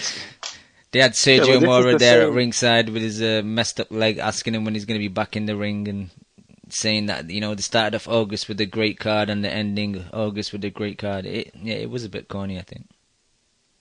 Yeah, and Teddy was talking a lot about the shaking of the wrists. Like he didn't stop talking about that for Leo Santa Cruz, and I feel like that's something that I feel like there's something that I don't have that much boxing experience. I did a little bit of amateur sparring, nothing serious, but I feel like that's something that I used to do, and I'm by no means I have a lot of flaws in my boxing game. And it was a bad habit that definitely was pointed out at the level in which I was, because it's almost like you're turning your wrist over to punch, and you want your hand to be at the right place before you punch. And he's in his mind, he's doing it almost like he's preparing his hand to turn over. I've never seen it at that level before, though, but he did point it out a lot. It was just funny that Teddy just, the way he explained it was like he's never seen a Santa Cruz fight before. Well, yeah. Can it be as basic as Santa Cruz just having an apparent wrist injury? I mean, it could be as simple as that, right? I'm pretty sure that's what it is. We'd have heard about that. Yeah, but from who, though? Who would the source be? I mean, like you just mentioned, if you think Teddy was so negligent in his research of Santa Cruz to not know that he does it in the past, I mean, it's equally as plausible that he didn't do his research in knowing that he has that injury, because I'm pretty sure that's the reason he does it. I mean, what other reason would there be for you to shake your right wrist that often? I just think it's a nervous twitch. Yeah. It's just like a thing that he does. Just like the way Curtis Stevens taps his back foot, the toe of his back foot on the ground, if you guys ever noticed that. Abraham shakes his fist out as well all the time before he starts. Yeah, all the time. That's a great point, because you're right. I do remember he does do that. It's just almost Pacquiao like does it a bit, doesn't he? Pacquiao used to do that quite a bit. Yeah, but he does. I think when maybe Pacquiao did something similar, it was almost like it wasn't like a standard, like, I guess maybe Pacquiao moves so much that I guess it's hard to pick up, at least when he was That's true. Younger. True. Yeah. But I mentioned earlier that the pay-per-view was $49.99 in the United States, and it's there's not really cheap pay-per-views in the United States. It's just how the market goes. And the whole thing was pathetic, and I'll be shocked if it does more than, I don't know, 10,000 pay-per-view buys. I mean, I was able to see the fight in its entirety online the next morning. So, but were you able to sit at your TV and order it and watch it on your television, or was it all online, that fight? All online. There's not so here in the United States, they'll have there's a few, I have just cable, not satellite, and they have a few channels, like they have HBO pay-per-view, and there's usually two or three spots that are available for pay-per-view. Sometimes they have I don't know, the WWE fights or some I don't know, other random things, a concert, and neither one had the actual pay-per-view. So you have to go connect your computer, if you have Apple TV or whatever, pay the pay-per-view, and then stream it through your TV, all for $49.99. And if your internet goes retarded, then you lose a fight. What a fucking... And you're paying... Well, I mean, for that argument, I guess it's no different than your cable or satellite having the same issue, but I feel you. Your internet's... No, but for Leon, that's a big... Off, doesn't it? Leon, for you though, that's a big issue because you got bum internet. My internet is banging now, mate. Oh, is it good now? Yeah. All right. But you're moving soon, isn't it? Oh, yeah, when I move down there, there'll be nothing. You'll be on dial-up. Exactly. All right, Boxing MD, you got anything else for us? Just one more thing. It's I find that there's a difference between See, I don't want to come off that I'm being like necessarily bitter about Floyd Mayweather. I'm really not. And it's, and I'm not going to sit here and complain about his next fight. I'm just not going to buy it. And that's the best thing everybody should do. I know you guys, maybe, I'm sure a network will pick it up. They won't make you guys play pay-per-view for that. No, we get it. Me and Cam get it as part of our monthly subscription for free, basically. But what I have an issue with, and a lot of fans say this, is like, that almost, in a way that since he fought Pacquiao, that he's essentially, he gave us what he wanted. Now he could do what he wants to do. I don't know when we got into the department of like really treating these boxers or anybody like they're like our family member, in which like we understand what they're doing, and, you know, buying his bad fights will not make the good fights. To me, it's just, there's absolutely no reason why anybody should think that way. And I'm not saying you should, you know, go on a rampage about how bad his fight against Berto is. I really find it odd that people would buy this fight because, you know, he gave us a Pacquiao fight. So I'm okay with him fighting Berto, and I'm going to spend my hard-earned money to support Floyd Mayweather in this fight. It's extreme. It's a fight for his fans. You know, his fans will buy it because they're super loyal. Yeah. I don't think for people who are just really, really into boxing, then we're not interested. The thing is, I personally think it's a shit fight, but the undercard's quite decent. You got the Groves Badu Jack, and you got, is it Salido versus Rocky Martinez too? For Floyd undercards, that's pretty good undercard. But how? I mean, would you say that those undercard fights you were more excited than the Mares Santa Cruz fight? I am looking forward to the Groves Badu Jack fight, to be honest, just because we know that, you know, Groves can gas and Badu Jack's hiding a bit of glass. And I read an interview today saying Badu Jack that after the Groves fight, he might look to go to light heavyweight because he's kind of struggling at super middle. And I don't know whether that was a little plan where if he loses to Groves, he can say, oh, the weight was an issue. Because if he goes to 175, he's getting destroyed because there's some big punches up there. Yeah. No, I mean, I understand. It's, I guess Groves is still probably after those frog fights, being in front of 80,000, he's still probably, you know, you guys want to see what he's doing. I understand that. It's slightly different for UK guys as well, because we watch a lot of American fights, and then when you insert a Brit onto that card, it definitely makes it more interesting for us. So it's like we have more. That's definitely going to help. Yeah, it's like we have more invested into it. Exactly. Yeah, and then you guys are much smaller country, so you know it's a big deal when you know. I mean, when's the last time a British fighter has been on a Mayweather undercard, even though it is shite? I can't remember. I think Agogo was on the Maidana undercard, but like no one knows Agogo. Untelevised, yeah. So yeah. Yeah. So yeah. All right, man. I appreciate you guys, and have a good day. Thank you, Boxing MD. Thanks for calling. All right. We got young Lukey baby. Lukey, you there? Lukey got. Yeah, I had to switch up the mic, bro. What, to a worse mic? To a worse one, yeah. Right. Sorry, we can hear you, Lukey. Go on. What's up? What do you want to talk about? Oh, you guys just were saying something before I had to get going with where I got to be at. It was reminding me when you were talking about Santa Cruz shaking his hand, and it's something that no one's really brought up. It's like the fact, like, I just always remember I'd drop my hands when I throw jabs and shit, right? So I'd bring it to the floor.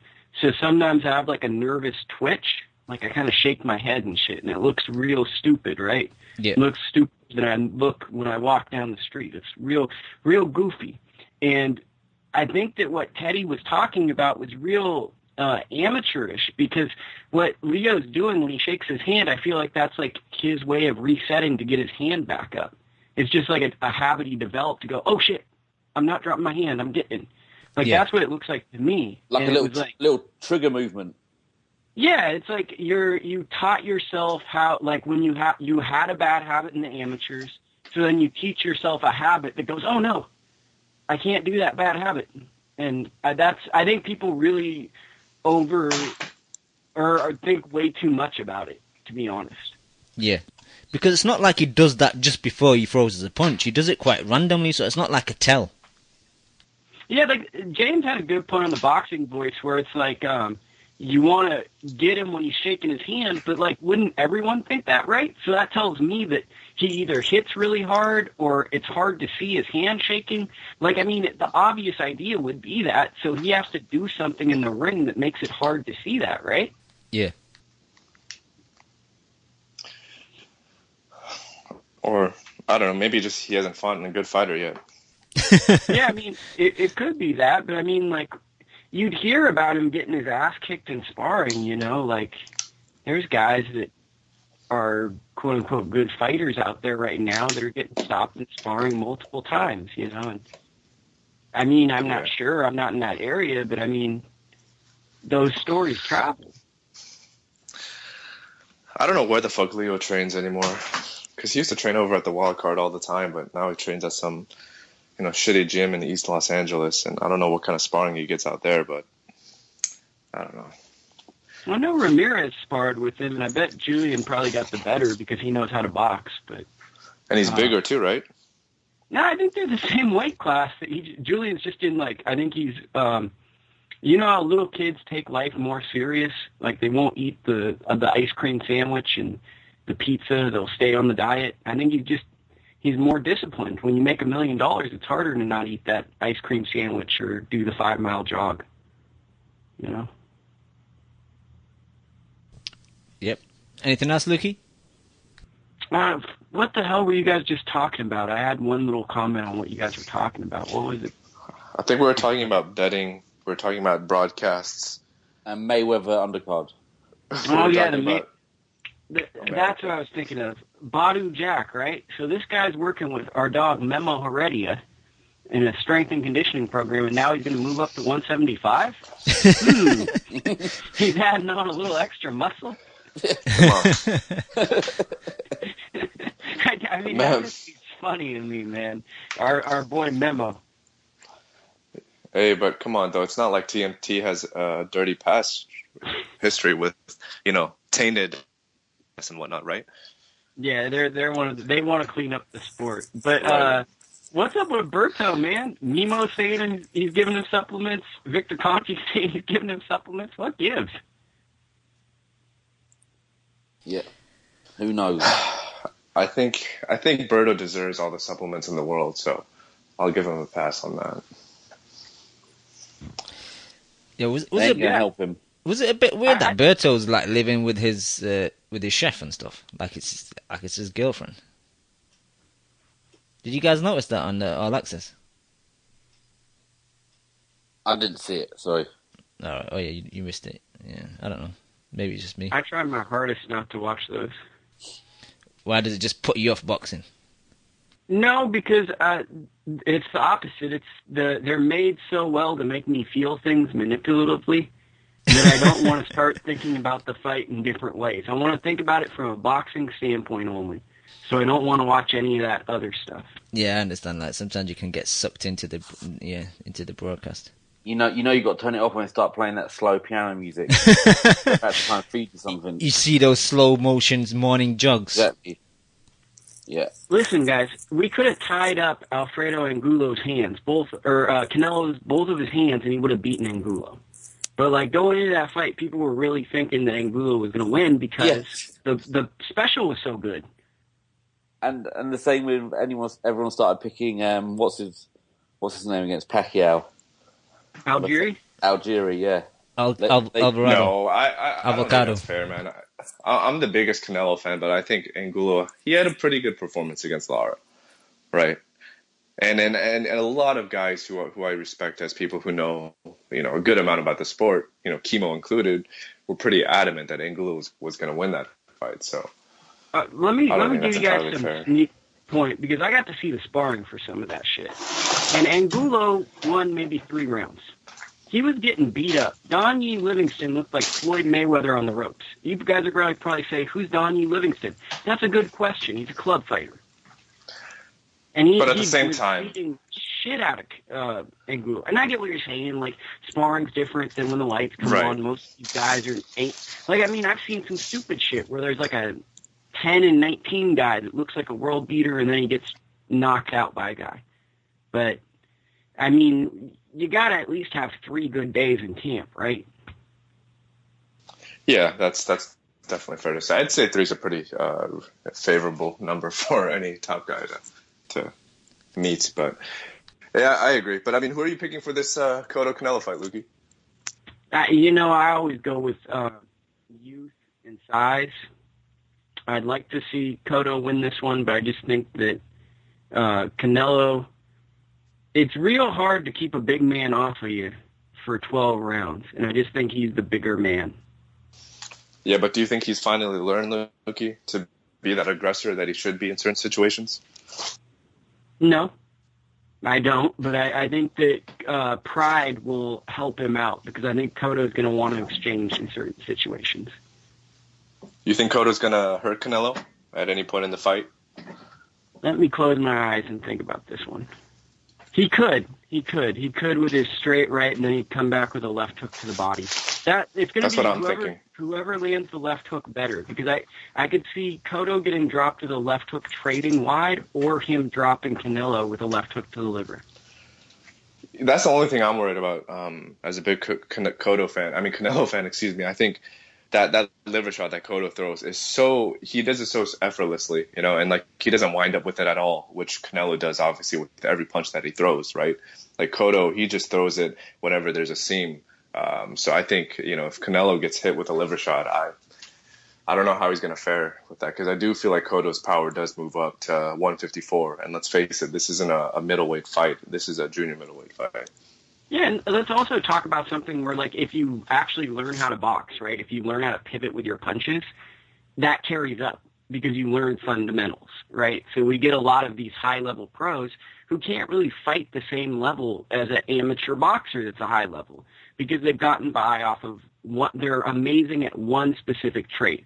What you have with Cotto is a guy who's great at pretty much everything, barring a few things. But so, I mean, that power's real. And how much of this resurgence how much of it are you on board with in terms of Freddie's, I guess, guidance of Cotto, if you will? I'm pretty on because of the punches, the punch selection. The punches look right. Okay. How on All are right. you? Well, I mean, I like Freddie a lot, but I can't remember another fighter who switched trainers midway through their career. Not even midway. This is at the peak this is at the end of Cotto's career. And I don't know. I mean, I'm on board with like 80%, but how much of it is Cotto just fighting shit opposition, right? And is he going to be able to replicate that kind of performance against an evenly matched opponent?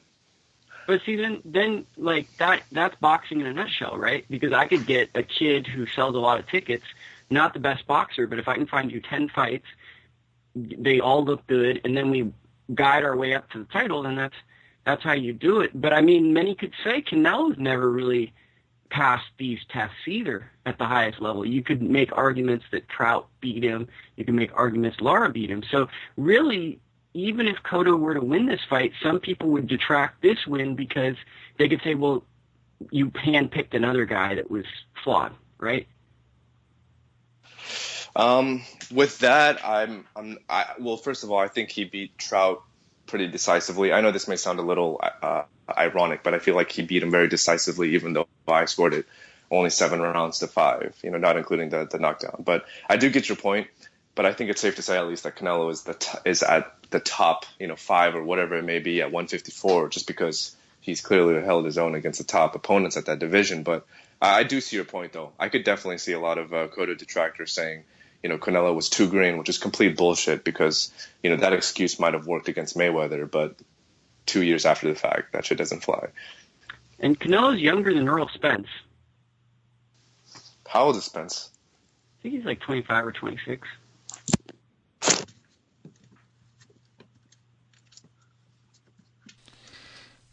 I'm Googling it as we speak.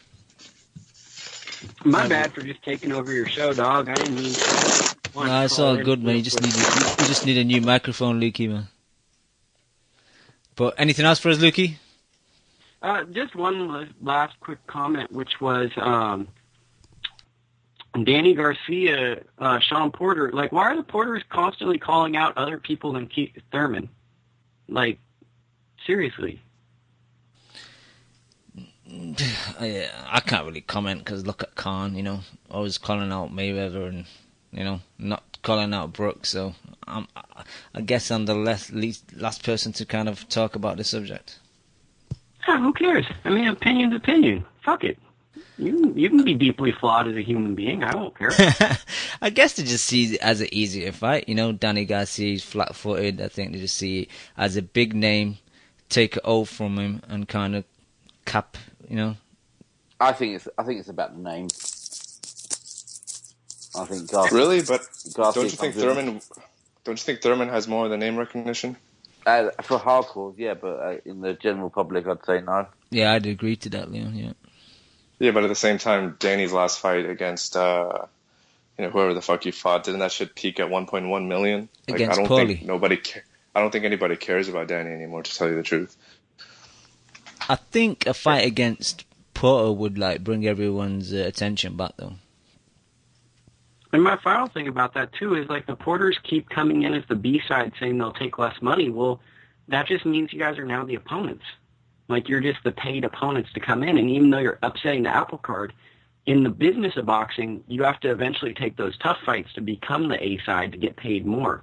So I don't really understand the business side where they're coming from, too, to constantly wanting to take the lesser end of the money. Now that is a good point. Maybe it's just that they know that if they try and take the biggest share, that the fights are not going to get made. Beating Broner was a massive fight.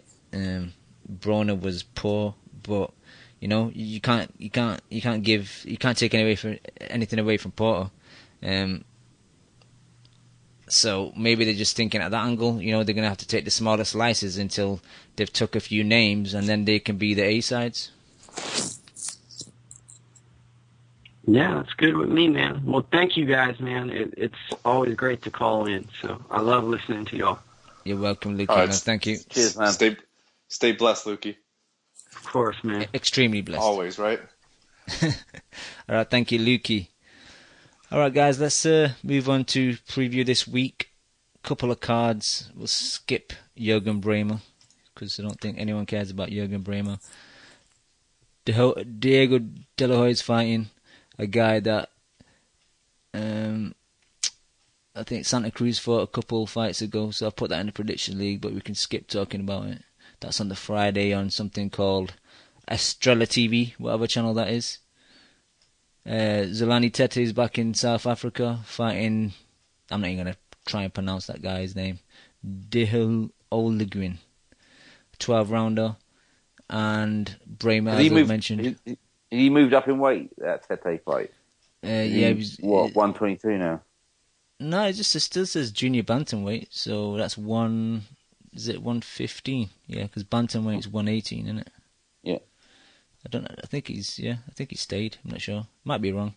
Yeah, Bremer in Germany, and Saturday also we got the Leeds card. So the undercard's pretty weak. We got Martin Murray in a utility man role, just filling up Eddie Hearn's cards anywhere that's near St. Helens. Oh yeah, that place is near St. Helens. Let's put Martin Murray on the undercard.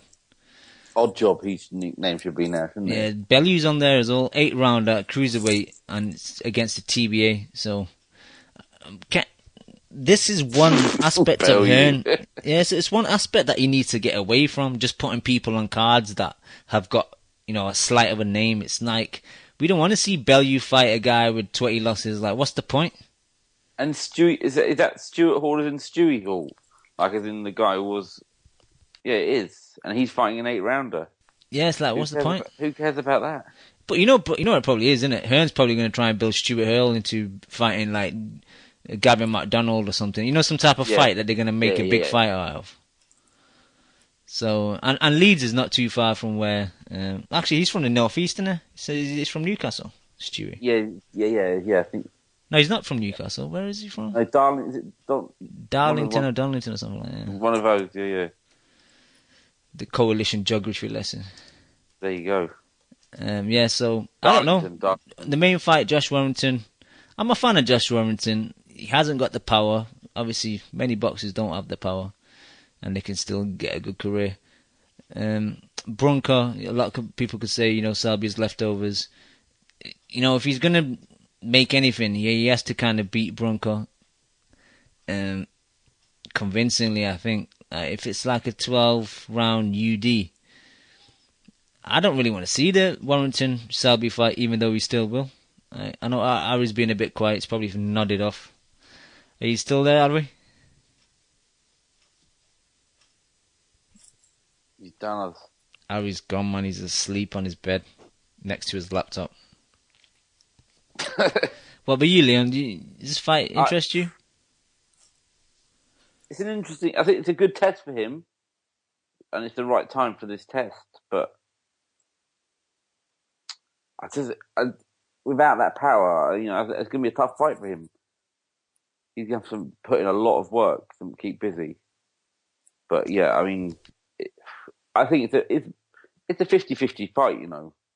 I think it's a tough one to call, but it might not be very good. I wouldn't say it's 50-50, but I don't think it's going to be a good fight.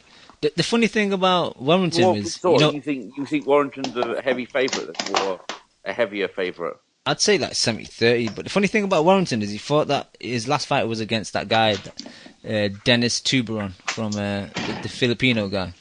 Yeah. And he went like 12 rounds with him. It wasn't life or death. He beat him very convincingly, but he couldn't take him out. No, he couldn't, could he? And then Mitchell Smith fights him and takes him out in one round, even though that looked a bit suspect, like it was a bit of a, a bit of a dive, yeah. So I don't know. I don't know where to gauge Warrington. I honestly don't. He had a great performance against Rendell Monroe, but he's kind of over the hill at the time. And I don't know. I don't know where to gauge him. I think he's a guy that sells a lot of tickets, and that's just what Eddie Hearn's banking on. This guy sells loads of tickets, will kind of path away to a world title shot or a massive fight. Because if he's fighting Selby, Hearn's going to make that into Leeds Stadium fight. That's going to happen. Massive. That will sell, Yeah. It will sell up there. But, I think it's interesting because it's definitely his toughest fight. I think it's definitely a step up. I think 70-30 is too much in favour of Warrington, I think. I think it's closer than that. I will see. I don't know. I don't really rate Bronco, to be honest. I thought Bronco kind of got schooled by Selby, but I rate Selby highly, so I don't know. Bronco's not going to win. I saw Bronco on Sky Sports earlier today, and he was saying he's not even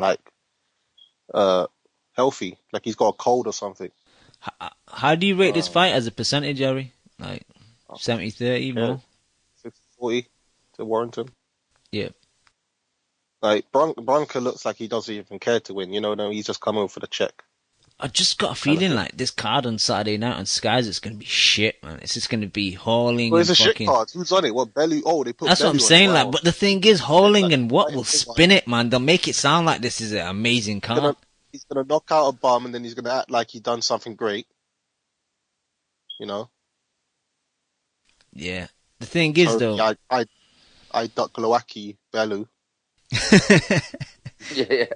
What's on this card? Did they bloody put Martin Murray and another shockwave coming? Yep, another shockwave in the weight class. Jesus Christ.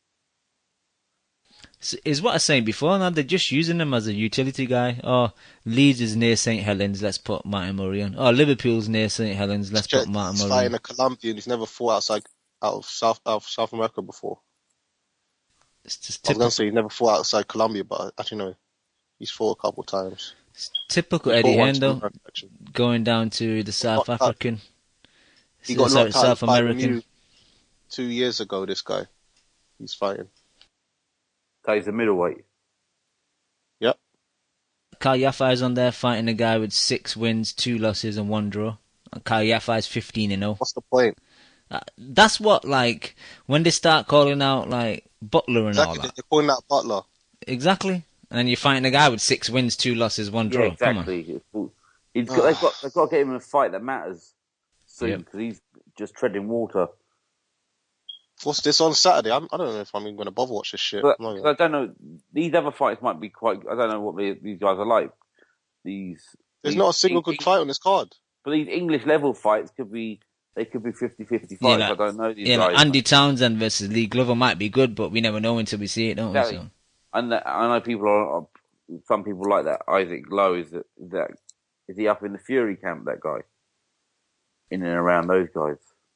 I'm not sure, to be honest. Yeah, but strange card. All right, let's fuck this card. Let's move on to Sunday. That's the good card. So in the UK, it'll be broadcast around 9. I've not checked if it's on Sky, but I presume it will be because it is Sky 9 o'clock. So they got 2 cards back to back on 2 different days. Yeah, I think it's Sky Sports 3. Right, that's good though, man. It's good to see like boxing on Sunday night, 9 o'clock. For the US, I think it starts at Eastern is 4 p.m. So it's one of those CBS daytime cards. Headlined by the rematch of Jamie McDonnell versus Tomoki Kamado.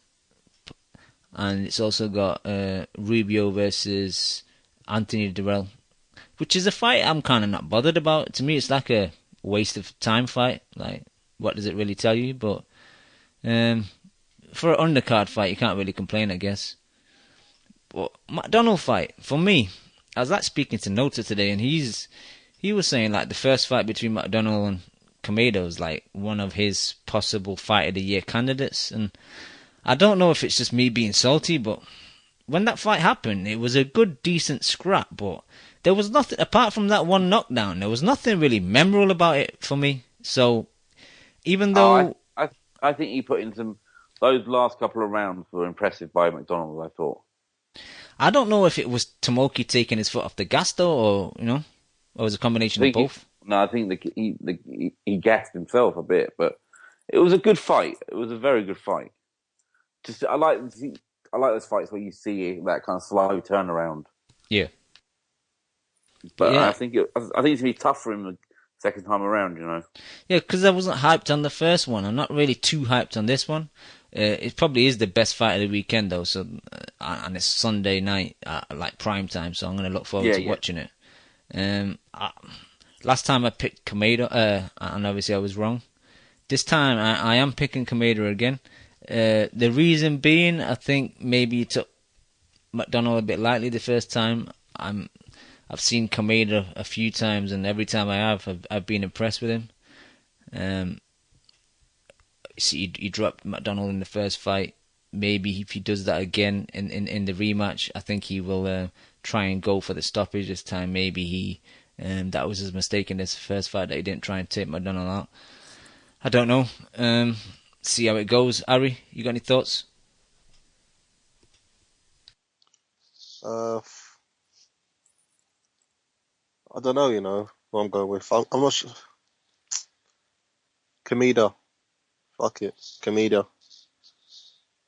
Actually, I don't know. No, I'm going to stop hating. I'm going with McDonnell. Oh, you repping the flag? Yeah, fuck it. UD. But it's in Texas, man. You never know. Like, I was surprised he got the decision the first time. You know what I mean? So. Yeah. Because I think I had it. I think I did have it by Kamado for like 1 or 2 points. Right. If I'm correct. I think I had it a draw. No, I had McDonnell by 1. I think I had Kamado just ahead by 1 or 2. Yeah, I had Kamado just. But.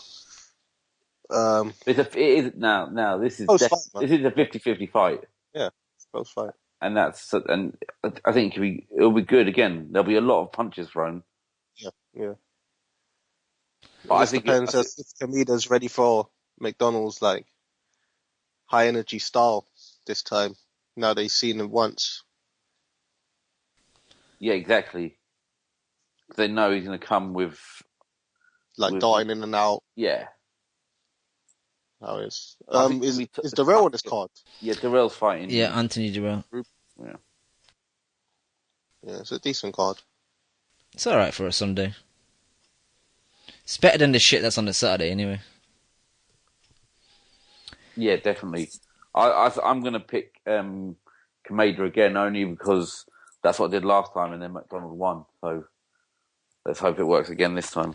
I have to pick Kamado because he's got Cam in his name, so has to be. There you go. Yeah. Terrible joke that I've fucking recycled time and time again. All right, guys. Before we go, I just want to get Ari's thoughts. I know he's part of a few forums. Have you heard anything about some people have asked me, Ari, like, what's happening with De Gale? Like, have you heard anything? Anything on the grapevine? Any opponents? Anything? No, I haven't heard nothing. But I've been busy, to be honest. I haven't really been following boxing like I was before for like a few weeks now. But no, but I think they're just waiting for his mandatory, because I think he was fighting Julius Jackson fighting Medina. I think they're supposed to be fighting soon. I don't know if the fight ever did get announced, but they were supposed to fight somewhere in September. I think he was just waiting to fight the winner. I don't know. I guess he's just waiting on Heyman. Do you think he might not be on that November card? That if they do Dillian White versus AJ as a pay-per-view? I thought that was in December. December. Do you think he could be on that card? A little warm-up fight? Maybe that'd be the mandatory then. I would have thought he would go over to America and fight. But mandatory, yeah. I don't know. But yeah, it's just ridiculous, really. To be honest, he should have a fight announced by now. But you know. All right. Thank you, Ari. Let me just give a chat room roll call. Forgot to do it earlier. We got Nesmatic, Casual Fan, Nothing for Something, London Box, Jack Hughes 16, Harvey 29, TBE Chef, Bill Bones 101, Tico, Nunez 83, Davy Boy Essex, Zane's World, BRD Hay, Bruto Deluxe, Shams 1000, Kevlar, Foot, Boxing MD, Mr. Dermo, U187, Basileus, Low Country, Arizona Slim, Mafo B, Black Ski Mash Joe, Lucan, Ayo Sushi 12, Jay Butters, The Menace 88, Dave YP or Davey P, and a few guests. That's about it, guys. I just want to give a little background. So Black Ski Mask Joe was at the fights at the Staples Center on the weekend. He took his dad along. I think he met up with Rob Palmer and they watched the fights. Joe sent me a voice note the same night, which I found quite funny, so I'll play it after the intro. But I want to thank everyone on the show today. Actually, you guys got any final thoughts? Just quickly. Yeah, did you... Oh, go on, No, you go first. Did you say anything about apparently Brooks fighting Travis in October? I've not mentioned anything about that. You know, I'm waiting for Hearn's announcement for about 2 months now. Well, it seems like he's announced it, but it's fighting in October, then he's going to fight in December. So is it official? That's what they're saying. Is it official? I don't know if it's official, but so you've heard he'll fight in October and then fight again in December? Yeah, so maybe he'll fight on that Joshua card. Wow, man, like fucking Brooks never been so active in his life. Yeah. Maybe he needs to get stabbed more often. Salty camp. Maybe your boy Khan needs to stop crying. He left his bedroom yet. Touche. What do you want to say, Leon? Well, I think it's probably a discussion for when there's more of us here. But how bad is Wilder? Now it's official. How bad is that opponent? I'm done with Wilder, man. I think the guy's a joke, to be honest. It's just ridiculous. You can't be WBC heavyweight champion and be fighting that type of opposition. I cannot wait to see that purse bid. Because he's going to smash it, isn't he, that Russian? Yep. He's going to come with like 20, 30 million. So, you know what? Then it'll go. It'll be gone, won't it? No, man. Wilder dropped the belt, man. Heyman doesn't care about the belts. He'll drop the belt. But it'll just be funny to see that happen after he made such a big deal of it. So, yeah. All right. Thank you, Leon. We can shit on it more when it gets close to the time. When we have more people to shit on it. Exactly. That's what I really wanted. All right. Thank you, Leon. Thank you, Ari. Thanks to everyone that's been on the show today. Thanks to the people in the chat. And thank you to the people that download the show week in, week out. We'll be back next week. You just listened to the Boxing Coalition. Oh, dude, man, I love boxing. I fucking love boxing. A big shout out to the Boxing Coalition. You're a newbie. No, I ain't new, man. If my fucking next door neighbour became the #1 flyweight in the world, you know what I'd do? I'd fucking walk past the cunt. Derek, how you doing, bro? I was physically burn you, blood. I disagree. First time I hear the show, man, it was fucking badass. Vamos a Argentina, la concha de su madre. I see the bomb in him. I get home and she's like, what the fuck? Me and the kid are here. Why don't you get home and talk to us? I'm like, man, you guys don't know shit about boxing. Kel, how does it feel to be the new IBF champion? Feels great. Great. Do we really dive into the black hole right off the jump? I think he's hiding glass. Just to play devil's advocate. You want 1 portion of crow or 2 portions of crow? Give me 2 portions with a supersized fries and a large drink, please. I can't stand him, what? I'm Scottish. Cringe side? But you won't rush Anthony fucking fat ass Joshua, would you? He's not fat. How about you tell us what you weigh for your final thoughts? My weight? Thank you for listening to the Boxing Coalition. We are live every Monday, 10 p.m. to 1 a.m. UK time, 5 p.m. to 8 p.m. Eastern. Oh, my dad is crazy. This motherfucker just got off the car. My mom is driving. She's driving our drunk asses because she don't trust our asses driving around the streets. No. Not in Staples Center. Mom, do you trust us driving around drunk? Hell no.